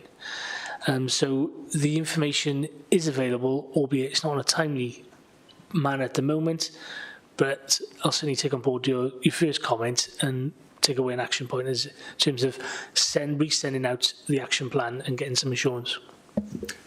Thank you, Andy. Ian, please. Hi, thank you. Just a small question, really. I mean, I understand the focus that we're putting on where there's a limited level of assurance in your audit opinion. Absolutely, particularly given your capacity issues. But where there is a reasonable level of assurance given, I mean, your definition of reasonable still says improvements are required. I just wanted to know what happens afterwards when you've made a reasonable level of assurance. What's the follow-up process on that to see whether further improvements are made? Okay, thanks. So the report I've just mentioned in terms of the implementation of audit recommendations, we check that. We check that the recommendations in the reasonable, considerable and substantial audit reports have been implemented. And if we have any concerns, then we include that in our audit planning process next time round. Generally, if it's reasonable or above, that's considered to be a favourable audit opinion, and that goes into our audit cycle planning process, and we risk assess that on an annual basis. So if we are aware of or know that recommendations have not been implemented for a reasonable opinion, then we could, and we have done in the past, re-audit that service area in the following year or within 2 years. It's a risk assessment. We do talk that through with SLT as well in terms of prioritisation, so we can put that in the mix in terms of whether that is a big audit job or considered to be a low risk audit job, but we do take that into consideration in our planning process. Yeah, thank you, Andrew. That's helpful clarification. Thank you. Okay, I don't see anyone else wishing to speak at this point. So, Andy, yet again, thank you for the paper. I think we can note the improvements made and duly move on. So, thank you once again. Okay, we're now actually on to item 8. I got that right this time. Okay, it's the Public Services Ombudsman for Wales Annual Letter 21-22, and I'd like to welcome Annette Evans, our Customer Relations Manager, to introduce the paper. So welcome, Annette, and over to you, please. Thank you, Chair. Well, this is the Public Services Ombudsman for Wales Annual Letter for 2021/22. So the Ombudsman provides every local authority in Wales with their annual letter that sets out the complaints they've dealt with relating to maladministration, service failure, complaints relating to breaches of the Code of Conduct for councillors and the actions they've taken. So the Ombudsman has asked that her annual letter be presented to Cabinet and to this committee. The Ombudsman has said that her office would welcome feedback from this committee's review of our ability to handle complaints effectively. The report was presented to Cabinet on the 19th of October. They noted the contents and agreed that we continue to engage with the Ombudsman's complaint standards work, access training for staff and provide them with complaints data. The report has also been presented to the Standards Committee on the 10th of October. So the recommendations are for this committee to note the contents of the Ombudsman's annual letter and inform her of your considerations and any proposed actions. She's also asked that we continue to engage with the Ombudsman complaint standards work, access training for staff and provide the Ombudsman with complaints data. So in the Ombudsman's letter, she provides a summary of the complaints that they've received, the subject, the outcome of those complaints, the percentage share of cases, cases where the Ombudsman has intervened, the outcome of code of conduct complaints against councillors, and the outcome of code of conduct complaints against town or community councils. So the Ombudsman is saying that they received 20 complaints about Monmouthshire, and they refer to 2 complaints where they say they intervened. And that means, you know, an early resolution, whether they've upheld a complaint or a voluntary settlement has been agreed. They said also that they received 2 complaints about the code of conduct against councillors, but there was no evidence of a breach. And there weren't any complaints about town and community councils. So I need to emphasise that this is the Ombudsman's letter. There's a new Ombudsman. Her name is Michelle Morris.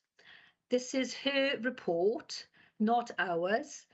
And also, it's very difficult because when they send us information, they anonymise everything.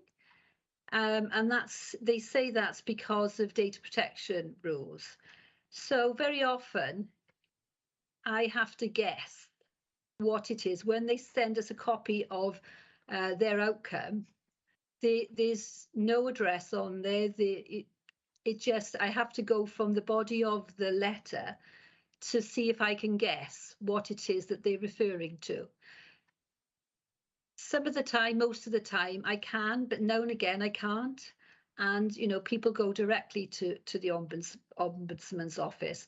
So I say this because they are saying that they've intervened in 2 cases. And I can only think of 1 case where they've intervened. Again, you know, it's their report. They collate their data in the way that they collate it. It could well be that there's a case from the previous year that has been brought over into this year, and they've recorded it that way. So I'm just putting that marker down, really, just to let you know that this is not my report. They've asked me as the named contact in the council to present this to you and to the other committees, and that's what I'm doing. I will be bringing my whole authority complaints report to you in January, and so therefore you'll have a better picture of the number of complaints that we've dealt with in the council for 2021-22.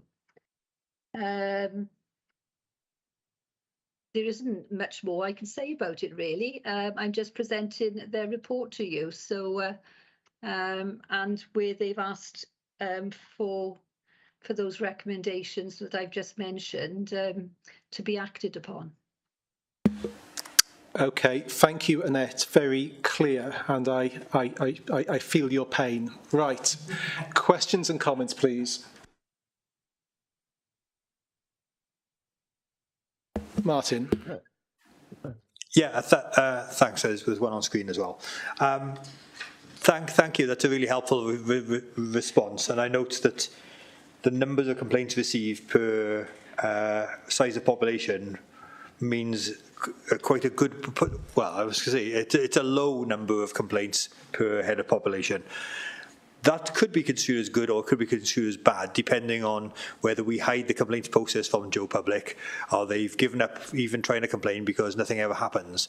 I know these aren't the answers for this particular paper, but I just note that by way of introduction. The thing I'd ask for the January report, really, because as you say, there's very little we can do with the information in here, is kind of almost coming back to the so what, where we've had complaints and they've been upheld. What did we learn? What did we change? Was it system failures? Was it human errors? And if either of those cases, what have we done to make sure it doesn't happen again, so to speak? You know, it's the kind of media question, is it how can we guarantee it doesn't happen again? And of course, there's no such thing as a guarantee in this world, but we can, however, improve the odds of it not going wrong again. So I think that's a comment more than a question, I think. So thanks. Oh. Yes. Yes, in my annual report, I will say about the numbers of complaints, the type of complaints. The complaints have gone to formal investigation, and what we've done as a result of those complaints.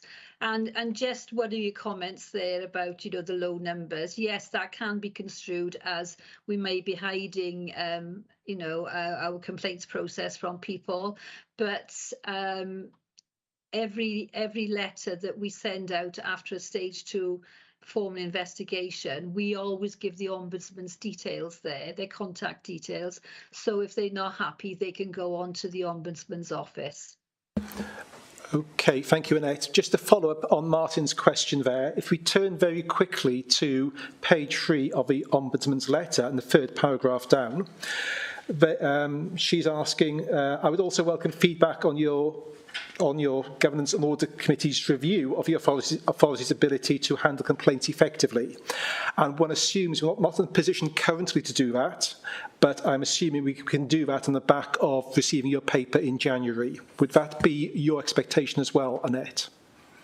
Yes, it would, because then you will see the number of complaints we've had, those at stage 1, not just the number of complaints, but also the comments, because we have a large number of comments. So yes, that will all be set out in that paper, and then you can then decide whether you believe that the complaints process is dealing with complaints effectively. Thank you, Annette. If you could turn to Peter Strong next, please. Thank you. I'm interested in this difficulty that you had reconciling an ombudsman's finding with a complaint that had come across your desk. I might be wrong, but my understanding was that you could only go to the ombudsman if you'd gone through other formal procedures first of all. So are you saying that people actually somehow bypassed our complaints procedure, and because you did say they went direct to the ombudsman, or are you saying that what we had back from the Ombudsman was so vague that it was just impossible to reconcile it to almost anything? Yes, with stage 2 investigations and people go into the Ombudsman, they do come back to us and they are anonymised, and most of the time I can guess those and I can see, you know, whether they've decided to not investigate. And I can recognise the ones they're talking about. But sometimes people do go directly to the Ombudsman before they've even been through our complaints process at all. And that's when, you know, they will say to them, they will write to us, or they will write to the person, and they will copy me in and say, you need to go through the complaints process, you know, or they may contact me and they may say, you know, we've advised this person to come through to you, you know, to try and sort out and resolve their problems. So yeah, sometimes people go directly to them. Yeah. And sometimes people have complained perhaps to another service, you know, that I'm not aware of. They may have gone directly to that team where they've been trying to sort something out. So they may have said that they've complained, but I'm not aware of it. Right. Okay, thanks for that. Okay, thank you. Phil, please. Yeah, thank you, Chair. Just to comment, as an elected member, the public are very well aware of their ability to go to the Ombudsman. And it's interesting to note that the Ombudsman is Michelle Morris, the previous Chief Executive of Blaenau Gwent. So she's quite au fait with everything that goes on in local government. Okay, thank you. So, Annette, one very minor question from me, and it's just for clarification. If you turn to your cover paper and the table labelled PSOW comparison of complaint outcomes, and even my simple head for maths, I'm adding up those figures and it comes to 21. Could you just explain the apparent discrepancy between that figure of 21 versus the 20 complaints, which I think the Ombudsman's looked at, please? Yeah, well, that's the difficulty. It's hard for me to explain that because that's their figures, where they are saying that for Monmouthshire, you know, there were 5 complaints out of jurisdiction, 10 premature, 4 other cases closed, 2. I think that the issue is the too early resolution and voluntary settlement, where I only can pinpoint one where the Ombudsman intervenes. So I think that's the discrepancy there. Okay. So, yes. Thank you. That's, I think, where the issue lies. Okay, thank you. You mentioned that earlier, so I wasn't clear that referred to this table, but thank you for that very clear explanation. Okay, I'm not seeing any other people wishing to comment, so if we circle back to the recommendations set out at 2.1 and 2.2, I'm not going to read out those recommendations. Colin, you're not appearing on my screen, but so apologies, Colin. Well, it was just a point to say that you know, in the absence of any untoward conduct regarding the Ombudsman, Monmouth has performed extremely well, you know, against all the councils in Wales. So I think it's performance to celebrate. Thank you. That's a very helpful comment. If we could note that for minutes, you know, we do like good news. And as I was just about to say, if we circle back to recommendations set out paragraphs 2.1 and 2.2, I'm not going to read them out, but I think we are happy to agree with all of those. Okay. If we now move on to item number 9, the annual review of the investment committee. This item's been introduced by, I think, Peter Davis, Deputy Chief Executive, but he'll correct me if I've got that wrong. A very interesting paper, quite involved. So, Peter, clearly assume we've read the paper, but if you could take us through the paper carefully and clearly. And I do think we want to dwell on the recommendations because we had, in our pre-meet, there was some uncertainty in terms of our ability to endorse those recommendations, but all become clear as we go through this. So, Peter, over to you, please. Thank you, Chair. I'm going to do a little bit of a double act. I'll probably cover off a significant proportion of the report. We have Nick Keys with us today, who's our development manager, and I guess he's effectively acting as head of landlord services at the moment as well. So. And just to sort of clarify, Nick, through Landlord Services, maintains ultimate responsibility through teams and agents, etc., with sort of maintaining, monitoring the performance of certainly the investment property and assets that we hold. So a bit of context for you.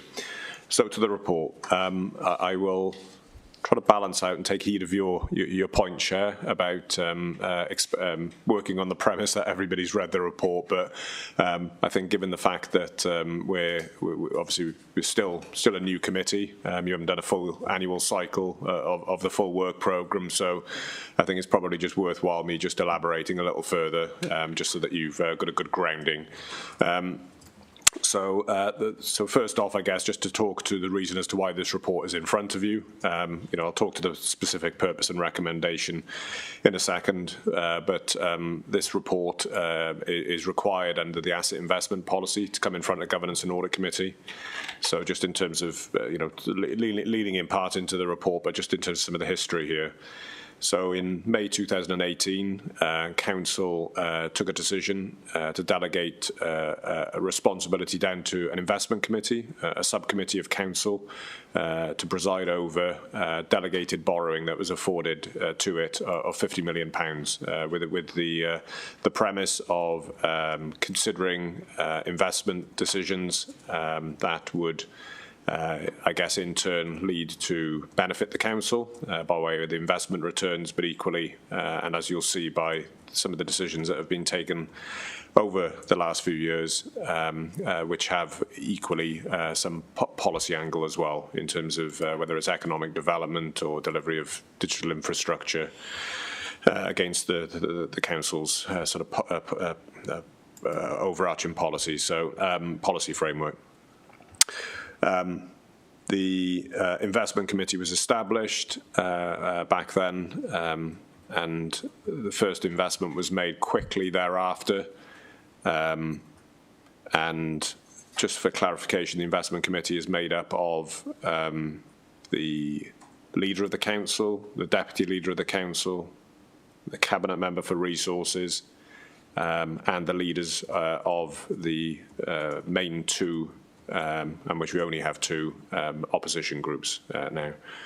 So that's the representation on the committee. There's the opportunity, obviously, for other members to be able to sit as observers, bound by the members' code of conduct. And I guess the committee has presided over and made 3 investments through its time, and since that committee was established. As I talk to the asset investment policy, which sort of sits to confirm the governance arrangements around the investment committee, and I guess the council looking to access that £50 million borrowing and to make decisions in terms of where it chooses to invest.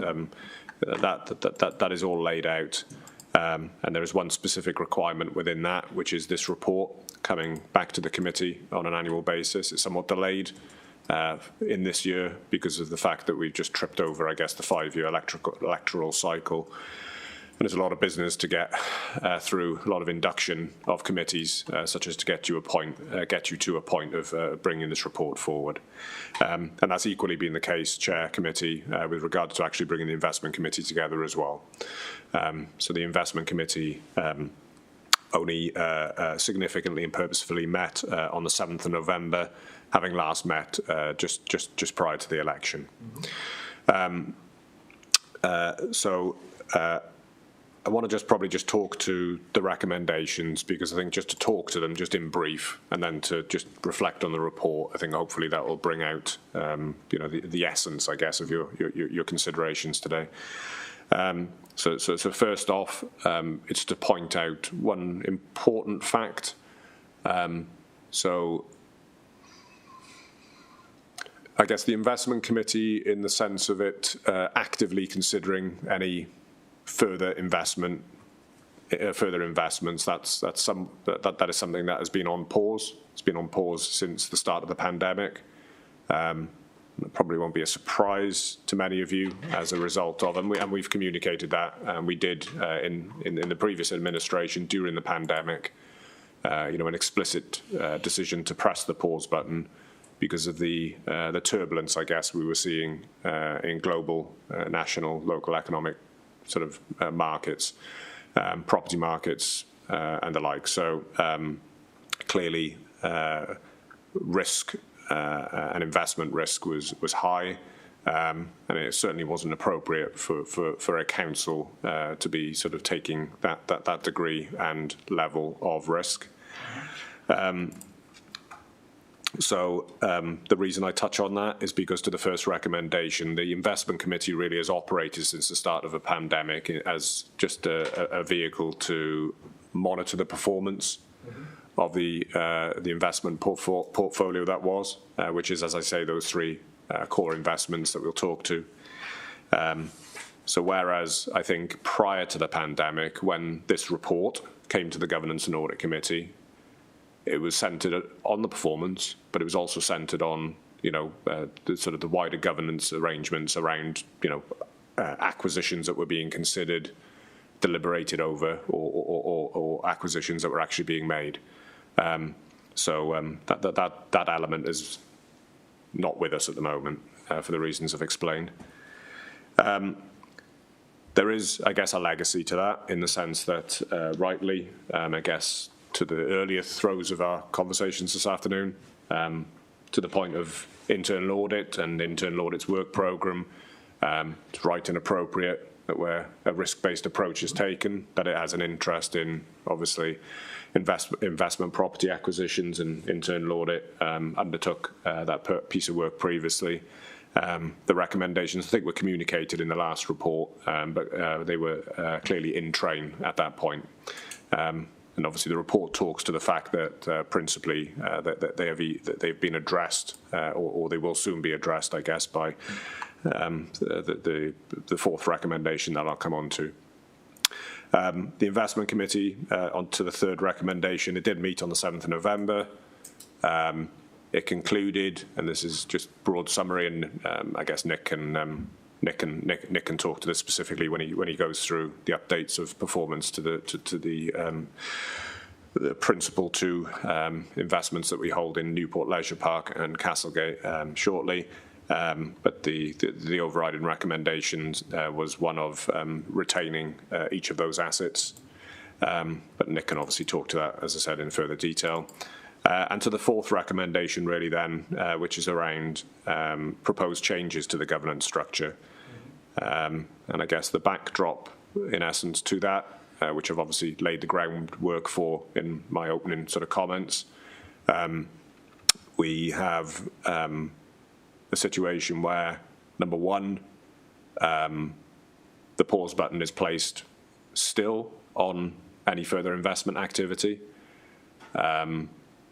Number two, we have developments through the Debt Management Office, UK Government, UK Treasury, and solidified further, I guess, John, by Prudential Code guidance, which is inhibiting any council, really, with considering any commercial investment activity that is primarily for yield and return. So we have that there as well. Thirdly, obviously, with the new administration, and this is not a political point.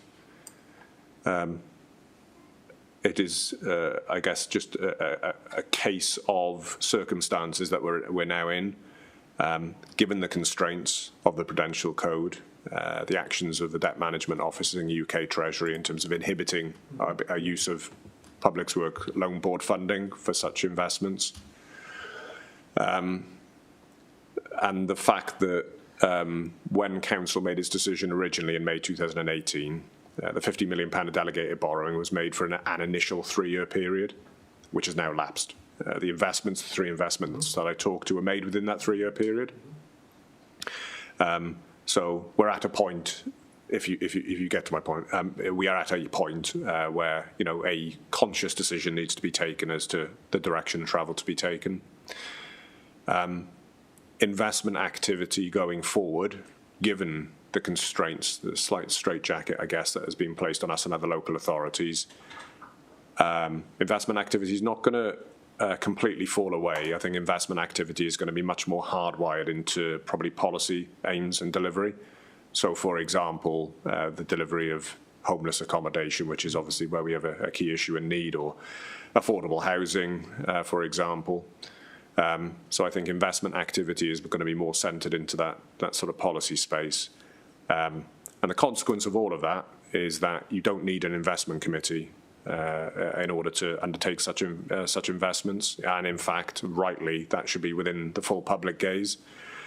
Because if it is hardwired into policy, if such investment activity is hardwired into policy decisions, then it should be in line with the Constitution, being taken within the full eyes of the public through Cabinet or Council, with any commercially sensitive material, as is the case now, being exempt from public consumption. So with that in mind, it sort of takes us to a point, doesn't it? It takes us to a point of asking the question, therefore, how do we maintain oversight and scrutiny of the historic portfolio, the one that we hold? I think we've obviously gone into investment committee. Investment committee have had this report to preside over. They've endorsed it. They've endorsed the recommendations that are contained within recommendation 4 and that are coming to you as a committee now for consideration. And the recommendation therein, which sits within the report, and I know I'm doing it slightly backwards, but I think it's useful in terms of building the reasoning and the rationale and the case here. But I think if in looking at if in looking at paragraphs 3.42 to 3.46 of the report, where the points of latterly made are captured, there are in effect 4 sub-recommendations in effect. One, to dissolve the investment committee, because de facto, as a result of what I've explained, its purpose is raison d'etre is somewhat come to a natural end. And the second point to the question as to the effective scrutiny arrangements around the investment portfolio, the suggestion is to transfer that across to the Performance and Overview Scrutiny Committee. Clearly, the Governance and Audit Committee still has quite almost a similar role to the one it had, but its lens is probably slightly different, given the lens is the same, sorry. The lens is the same. I think the governance arrangements over which it presides will alter as a consequence. Okay. And clearly, to the fourth point, which I'll echo again, future investment activity, which is going to be much more aligned with delivery of policy objectives, that can be done through Cabinet and Council as required. Now, the point to make, because it was discussed in I think the pre-meet with the chair, where we had some good discussion around it, and where naturally I was expecting some questions and some points of clarification. So I'm not asking for the Governance and Audit Committee to make this specific decision on these recommendations. So just to be clear in terms of the process from here on in, if this is endorsed, okay, if this is supported, this direction of travel by the Governance and Audit Committee, and noting that it was by Investment Committee at its meeting, the next step, which is the action that was taken at the Investment Committee, is that I'll be required to produce a report with other officers. That's a report that will need to head towards Council, because it will need to be a Council decision to dissolve the Investment Committee. And it's right and proper, that we identify within that report as to where responsibility passes. Because if you're sitting down a subcommittee of Council, clearly the functions of that subcommittee need to be moved elsewhere. Now, before that goes into Council, that report will rightly need to go in front of the Investment Committee, because it will still be standing at that point.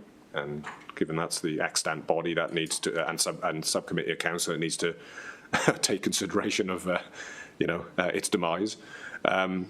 Secondly, it needs to come through the Performance and Overview Scrutiny Committee, because clearly, and funnily enough, I've got a call with Councillor Neil tomorrow morning, just to sort of talk him through, and so he understands one and the same.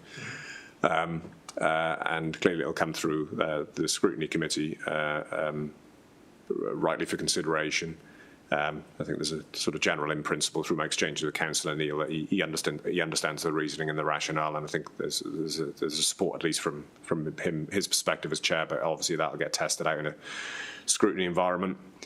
And then thirdly, the Governance and Audit Committee. That report to Council needs to come back in to Governance and Audit Committee, properly, fully worked up. So the case is made. It's borne out in greater detail, and all the various considerations can be captured within that report. Because at this point, it's really just asking for the in-principle steer to be able to actually bring the more detailed work together, the case for those changes to the governance arrangements to be made. So, Chair, before we bring Nick in, maybe I think because there's a lot in that, but just maybe just to draw breath and pause. And clearly, considerations around the portfolio itself and the performance, I think we can possibly do in a second chunk. Yes. So. Thank you. Absolutely agree. Yes, let's take it in two chunks. First off, thank you, Peter. It was a really helpful explanation, and I think I have now far better understanding of what the ask is as opposed to paper. The paper was remarkably unclear on certain elements. Okay, I can see a few questions. So let's turn to Ian first. Ian, over to you, please.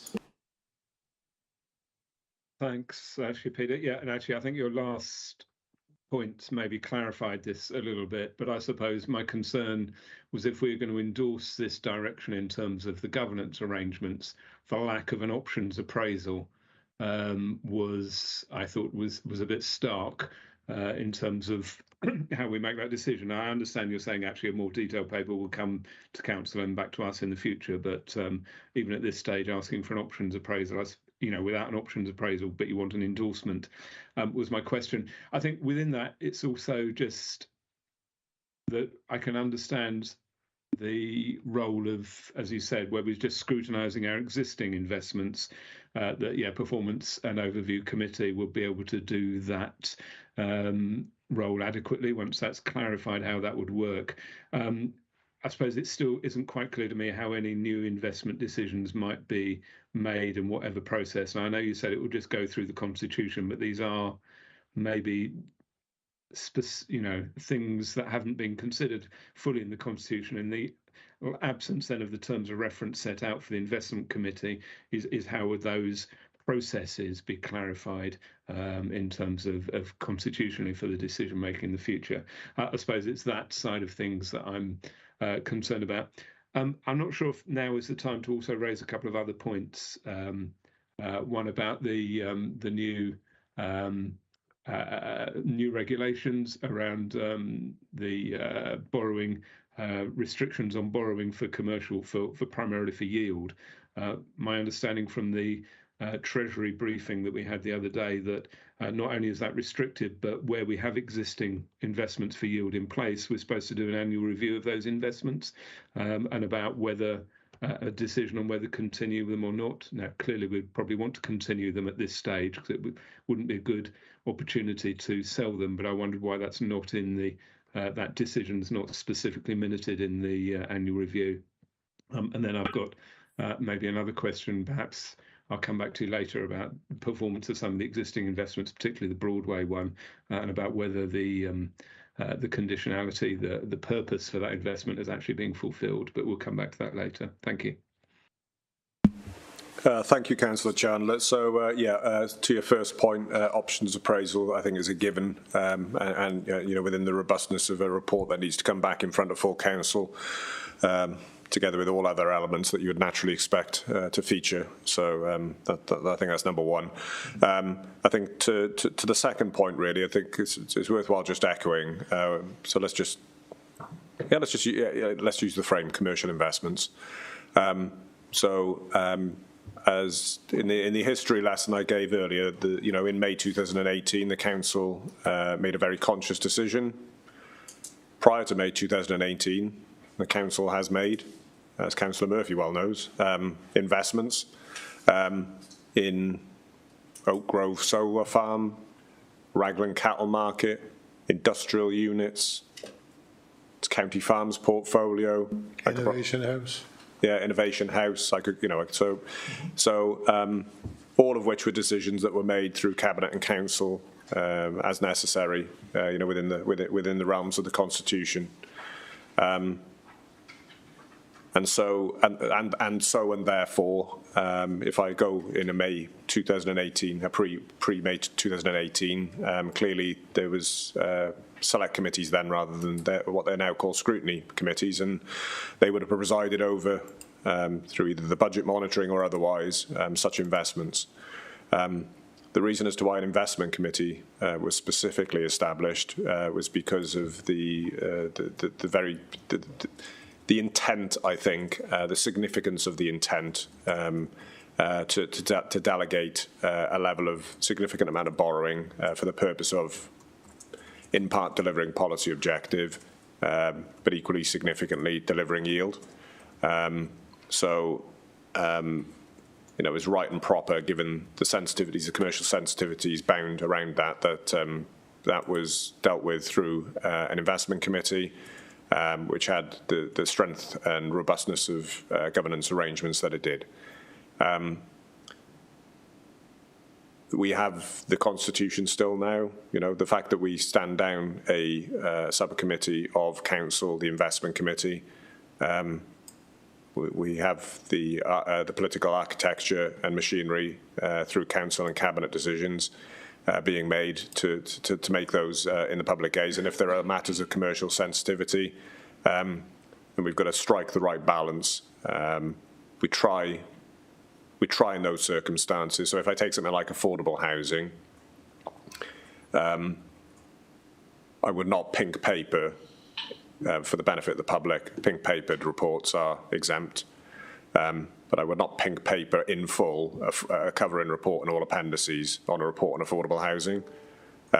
It's entirely appropriate that you can draft a report, a covering report, with enough substance that will allow it for public consumption and just as good consideration.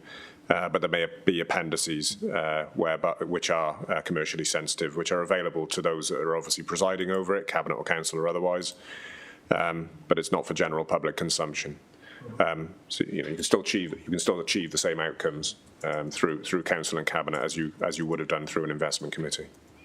The third point on, I think, which was to do with the borrowing restrictions. Could you just clarify the specifics of the point again? Sorry, Councillor Chandler.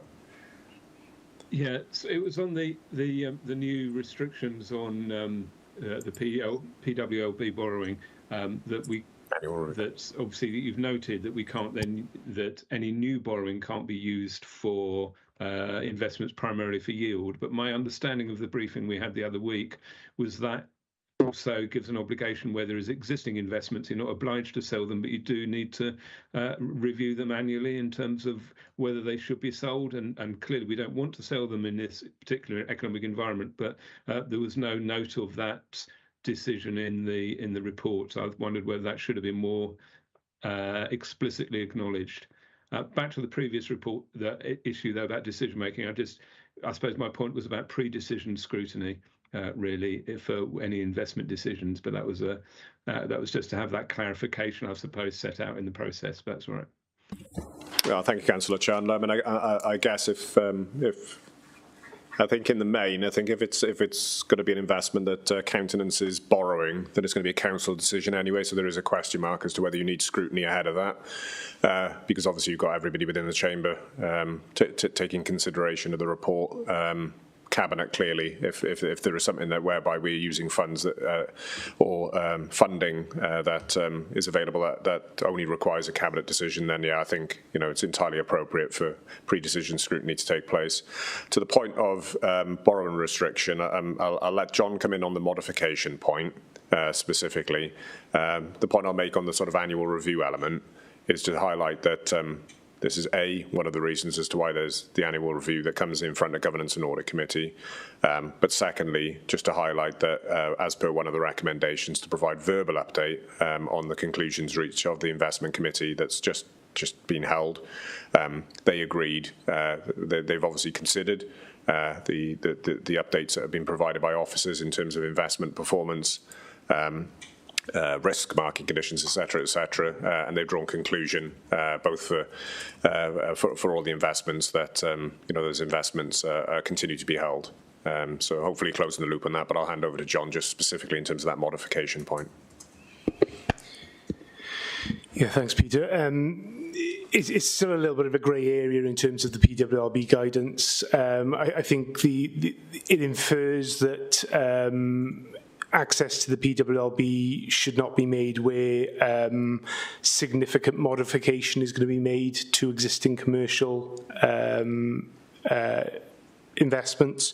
So I think the important part for us is probably aligning that future investment with maintaining the existing portfolio to the required standard, and that doesn't impact on I guess returns that would impact on the revenue budget substantially. I think if we're talking about whole-scale change of the existing asset, I think the code would prohibit that. So it's very much about consolidating our existing portfolios, ensuring that they're still relevant and maintained to the required standard. Did you have an additional question, Ian? An unrelated question, I suppose, but it was going back to the actual investments themselves, and I suppose I'm particularly concerned about the Broadway investment, because the original intention of the Broadway investment, the joint, whatever it's called, joint venture, was to provide access, rural broadband access to the hard-to-reach areas, and it was going to be a mixture of wired and wireless access. It only got so far through the process, and then the investment changed with new investment that was going to be completely hardwired. So that the terms of the outcomes of that original investment then went, because the new change is just for purely fibre access, which is not going to reach a large number of the more remote homes, and particularly I'm thinking ones in my ward. So to what extent have we assessed the likely impact of that change in investment, and how are we monitoring the progress towards achieving those policy goals in that investment? Ian, apologies. Could you hold that question over until Nicholas does his element of the voiceover, please? Because I think it's more appropriate to pick that up at that point. I can do, but I'm going to have to leave very shortly because I'm going to have to pick up my children. Okay. Okay. Before you leave, for it to be discussed in my absence, and I'll see the minutes. I'll tell you what. No, but I'll cover Broadway now, and then I'll bring Nick on. Okay. Pete's going to cover it now, so Pete, over to you, please. Okay, so it makes no odds, I guess. As I said, we got three investments that the report talks to: the one in Broadway and the two that Nick will talk to, which is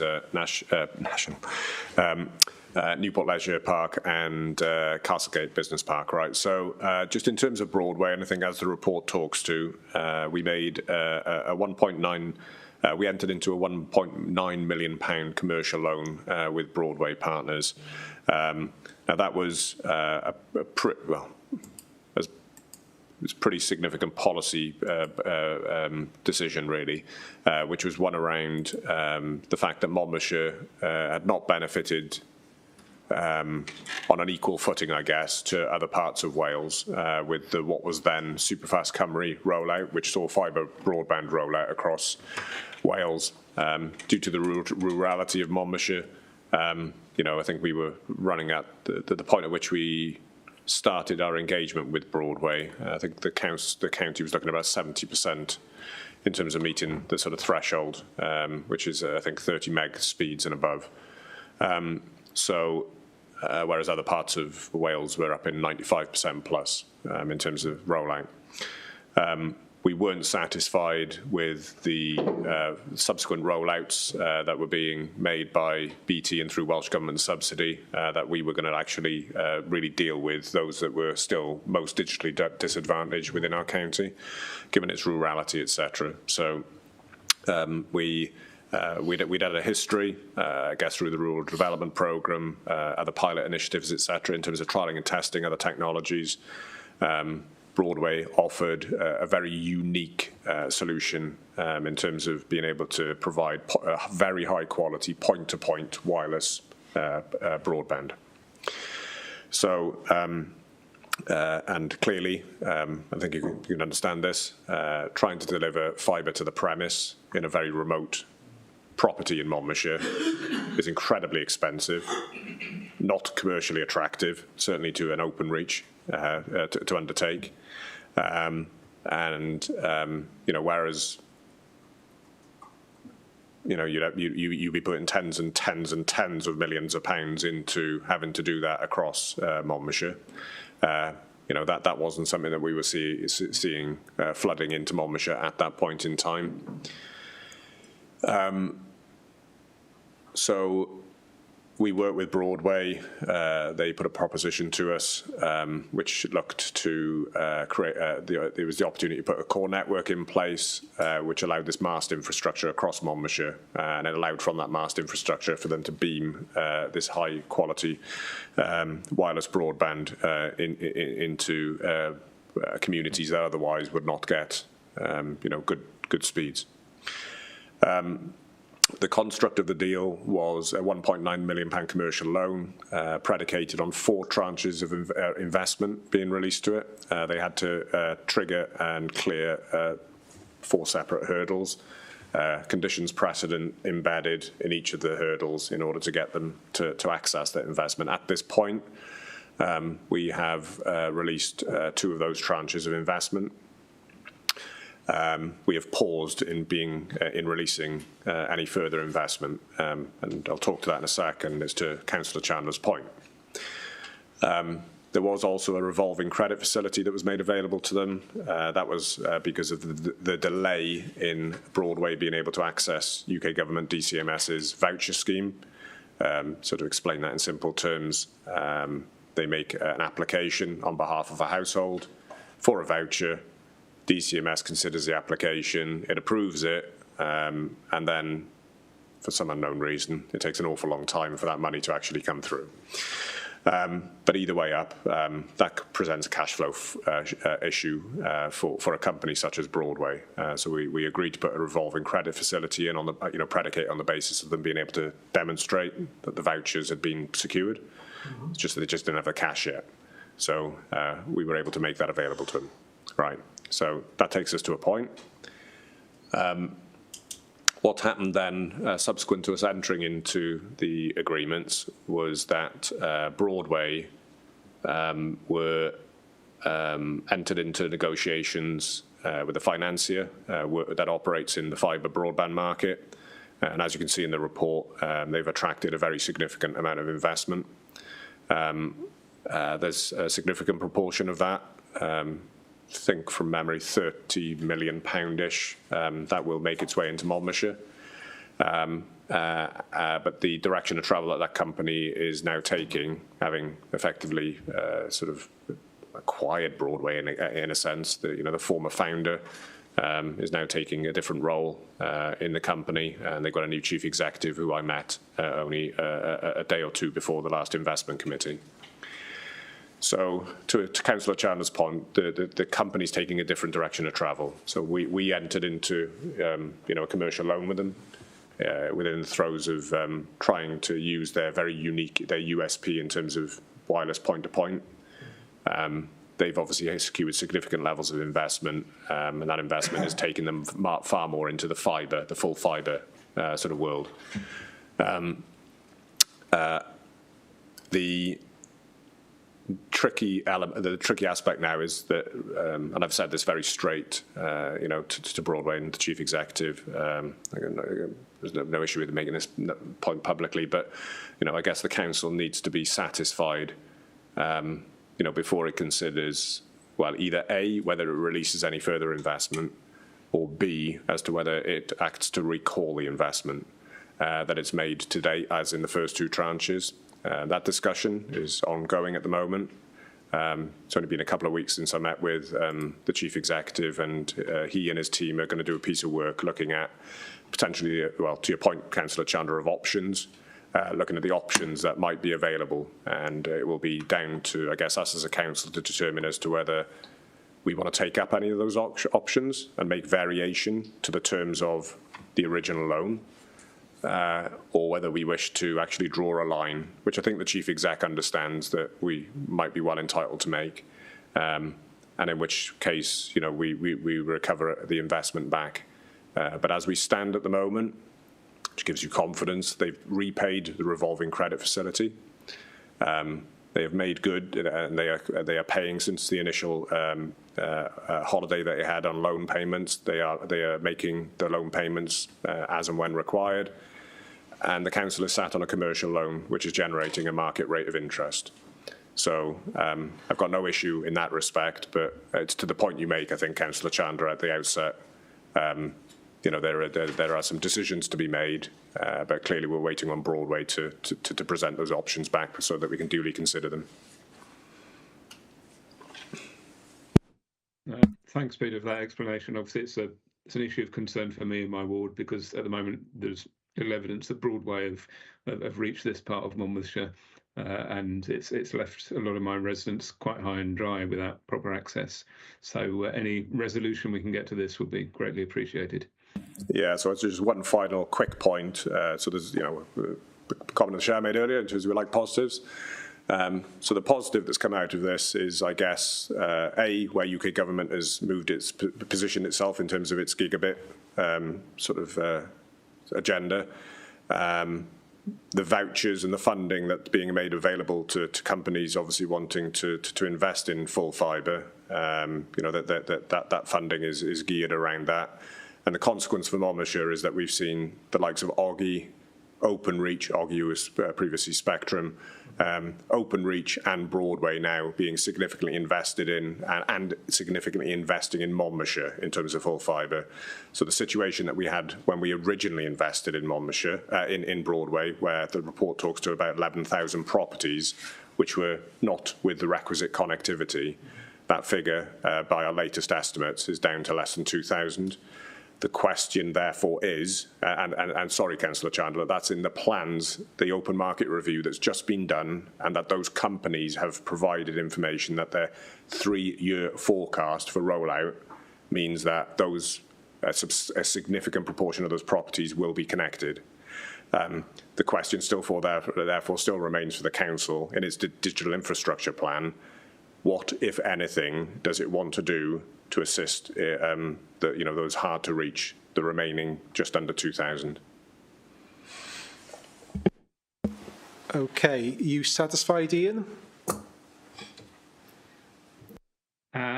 Yes, I am actually. Thank you. No, it's helpful. Obviously, yeah, it's a big challenge issue. Those 2,000 households.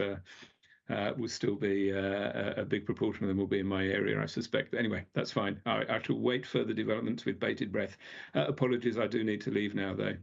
Okay. Thank you. Thank you, Ian. Okay, over to you, Phil.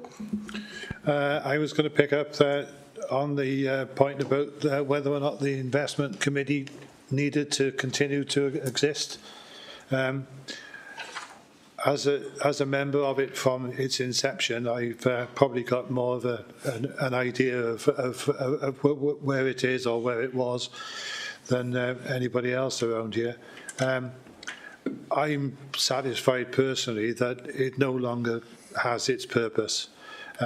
It would only duplicate what the scrutiny committees are going to do anyway, particularly with a view to the current market position and the restriction on PWLB borrowing, and the fact that it's run its 3-year course anyway. So if there was to be any endorsement of the proposal to wind it up, I'd be quite happy with it. Okay, thank you. Helpful comment. We'll come back to that in a few minutes' time. Colin, please. Yes, thanks. Yeah, I was just going to to say a lot of the points. I think the information is going to be coming forward, aren't they, with the options and that sort of thing. I was particularly concerned about the Newport Leisure Park and that investment being out of area and being something that perhaps needs to be considered now with the changing codes. Very much a layman in this way, but you know, that area of the park looks like it requires development, has got some choking on it with traffic and that sort of issues, with its richer neighbour, Newport Retail Park. So I can see difficulties in developing that site, which perhaps would, although the economic picture might not be good, perhaps would push it more forward then into that current decision-making cycle, which I suspect might be more high profile for the investment committee to deal with prior to it being wound up. Okay, so that's probably a good preamble to Nick coming in, I think. And I think if Nick talks to NLP and Castlegate, then hopefully he can take on board, I guess, some of the points on the way through. So, Chair, if it's okay with you, maybe to hand over to Nick and then probably the latter elements of the report. Thank you. Yeah, Nick, over to you, please. Thanks very much, Pete, and thank you, Chair. Good afternoon, members. I think, as Pete's touched on already, I think the piece I'd like to speak to, if I can, is a summary of the performance update that's contained within the report. And as per Pete's earlier comments, the performance update is very much a summary of a larger, more detailed update that's provided to Investment Committee earlier this month. Clearly, it's without commercially sensitive information, which you'll appreciate and to be discussed in an open forum, but I'll try as best I can to provide a very overall summary and brief of the two acquisitions, specifically Castlegate Business Park and Newport Leisure Park. So starting with Castlegate, if I may. Members, you may well be aware, since Castlegate was acquired in 2018, at the time of acquisition, the property was largely occupied by a company named Mitel, which many people often know the building is named as, because they were there from the creation and construction of the property. Mitel accounted for around about 60% of the building, of the occupied space in the property. And at the time of acquisition, it was understood that Mitel had the benefit of a break clause that they could choose to exercise in March 22, should they wish to do so. As a consequence of COVID and Mitel changing some of their manufacturing model, they did elect to exercise that break and vacated Castlegate in its entirety in March of this year.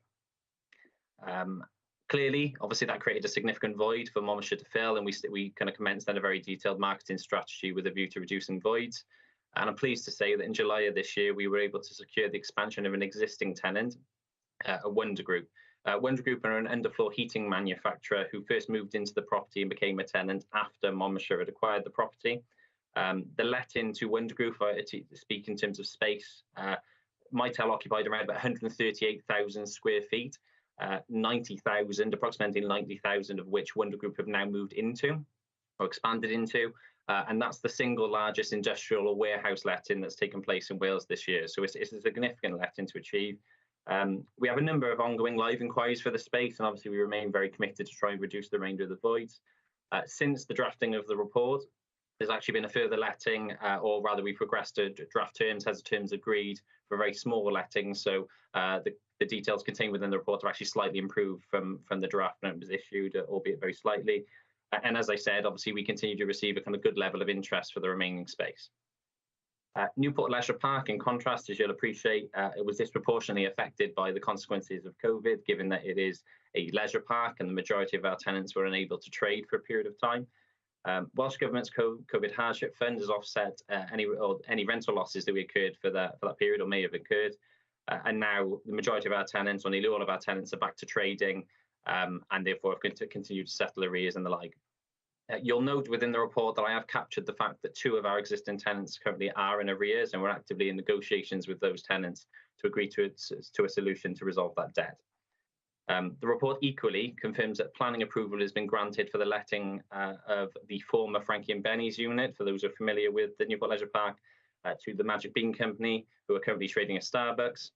The only other vacant unit that we have on the leisure park is that of Unit 4, which is the former Pizza Hut. And at Investment Committee, we presented some terms around a prospective tenant, or 2 prospective tenants, one of which we're now progressing heads of terms and hoping to be in contract soon. More significantly, I'm sure members are aware of some of the news around Cineworld. So Cineworld are our anchor tenant on site, and in September of this year, they declared bankruptcy as a company in the United States. Publicly, Cineworld continue to describe this as a company restructure and an adjustment to their balance sheet, and an impact that they're suggesting will be borne by their shareholders and not by their customers or indeed their landlords in the case of ourselves. Since declaring bankruptcy, Cineworld have been issued with 2 rental invoices by Monmouthshire. Both have been paid in full and on time. We continue, obviously, to monitor the situation very closely, but Cineworld maintain that they'll continue to meet their obligations, and currently they are doing so. Very finally, and as per the asset investment policy, investment committee are asked to comment on whether either asset should be retained or disposed should they fall below the 2% return on investment, which is currently the case for both assets. I can confirm that this was debated at investment committee, and whilst the impact of COVID clearly hasn't been insignificant, as is the case for all portfolios as well as this one, there remains a reasonable prospect of securing new tenants, as evidenced by the lettings I've alluded to, and an increased likelihood of return to those targets as established by the asset investment policy. So as Pete's commented already, it was agreed by investment committee earlier this month that both assets were to be retained. Just to capture the councillor's comment, if I may, in terms of kind of further growth or development in Newport Leisure Park, is very fair to say, and I can say as a Newport resident, it's very busy with traffic, and there are some constraints on development within that location. Equally, beyond the scope of our leisure park, there are a number of neighbouring properties that do have significant development potential, and regularly we receive inquiries from those interested in either those spaces that sit outside our ownership, but keen for opportunities to bring forward larger schemes. In terms of a potential disposal, if council were minded to consider that, clearly the existing voids has an impact on the capital value of the asset, and therefore the work that we're doing now to try and settle those voids would clearly contribute to a decision to be taken in time as to whether they should be retained. So I'll hand back to you there if I can, Chair. Thank you. So thank you, Nick. Very helpful. Just for members' information, I have had an email exchange with Nick over the last week or two, and he's been able to clarify a number of points I raised. So I'm content with that update. But can I just check with members in terms of questions and comments on what Nick has set out, please? I'm not seeing any hands raised. So you've got off lightly, which is good. Okay. So let's circle back to recommendations and take each one in turn. And I'm looking for nods of heads or people to raise objections. So looking at recommendation under 2.1, we've been asked, we have considered and scrutinised the performance review of the investment committee. And I sense, unless I hear an objection, we are content with that. 2.2, we've reviewed progress against the investment proposals that were previously agreed by this committee and resulting from recommendations arising from the previous audit report. And I think, yet again, we are content with that. 2.3, we've received a verbal update, so that's all very sensible, very satisfied with the content of that verbal update. And then 2.4, the proposed governance changes. This is where we jump now to paragraph 3.46. And we circle back to Phil's helpful comment a few minutes ago. So, point A, to dissolve the investment committee. So I'm content with that in principle. And I see some nods of heads. I'm also content, following some email exchange with Alistair Neil, to pass some element of responsibility to Performance and Overview Scrutiny Committee, noting that needs to be fleshed out in a further paper, just reflecting back on Peter's update earlier on. Point C is that this committee continues to assure itself that controls in place to maintain and monitor the investment portfolio remain robust and appropriate. I get the sentiment. I've yet to receive a paper on that topic in detail. So a hesitant yes. I take slight umbrage at the word continues, but I assume that we have in the past received papers on that topic. So just a point to note. And then finally, point D, I think that's a given, that any future investment activity subject to appropriate decision-making body is laid out in the Constitution. So clearly very sensible stuff. I'm not seeing any shakers of heads, which is good. So on that basis, we can endorse in principle those recommendations, noting that there'll be further sort of definition around those in due course. So thank you, Peter, thank you, Nick, for very helpful, comprehensive updates and your patience with us and taking us through that paper. Okay, we're on the home straight. The item 11, the forward work programme. I do wonder whether we spend enough time on this at the meeting, but I do appreciate time is moving on. So maybe if we just look at the proposed papers coming to the meeting in January, and if members could cast their eyes down the list of papers, and maybe sort of two things. One, identify any obvious omissions at this stage, and two, maybe sort of seek any clarification from officers in terms of any lack of clarity in terms of what those papers purport to achieve. It's the ones you'd expect to be there for that particular meeting, Chair. I'm pleased that Sean Haywood's coming along with the FOI stuff, so yeah, it looks okay to me. Thank you. Martin. Chair, did we not hear earlier that the internal complaints report was going to come to the January meeting as well? Which isn't quite what that FOI data protection one is, I don't think. No, I think it's in February, Martin. It's a third item down on the February agenda. Yep, okay, thank you. Okay, and we do have a few outstanding actions we covered in the action list, and I would hope that certain of those, for example, possibly collaboration, paper on collaboration would come to the January meeting, but that's up to officers to schedule an appropriate time for the completion of that action. No other comments as far as I can see. Okay, in that case, we move on to the minutes and to approve the minutes of a previous meeting. Okay, in the first instance, let's turn the pages and just check for factual accuracy or any matters arising. I'm on page 91 of the meeting pack. Please shout if you have any comments to make. 92, 93.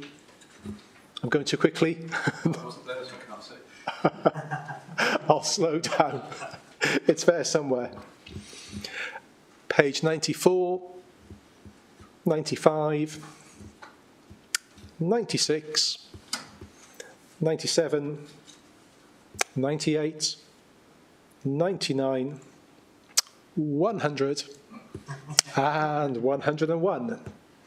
Okay, it's a clean bill of health. So could someone propose approval of those minutes, please? Happy to do that, Chair. Okay, and second, Martin. Oh, so Martin or John, take your pick. Okay, and to say, Wendy, yet again, an excellent set of minutes. It's quite difficult to sort of minute this meeting effectively, but you do a sterling job. And also want to say, thank you for the hard work you do in supporting me and dealing with my inane questions, so that's great. Thank you. Okay, last thing to do then is to note the date of the next meeting. We've got a couple of months off. We're not meeting until 26th of January. So thank you to members for your time. Also thank you to officers who've attended, and thanks for taking us through the papers so clearly and concisely. Many thanks.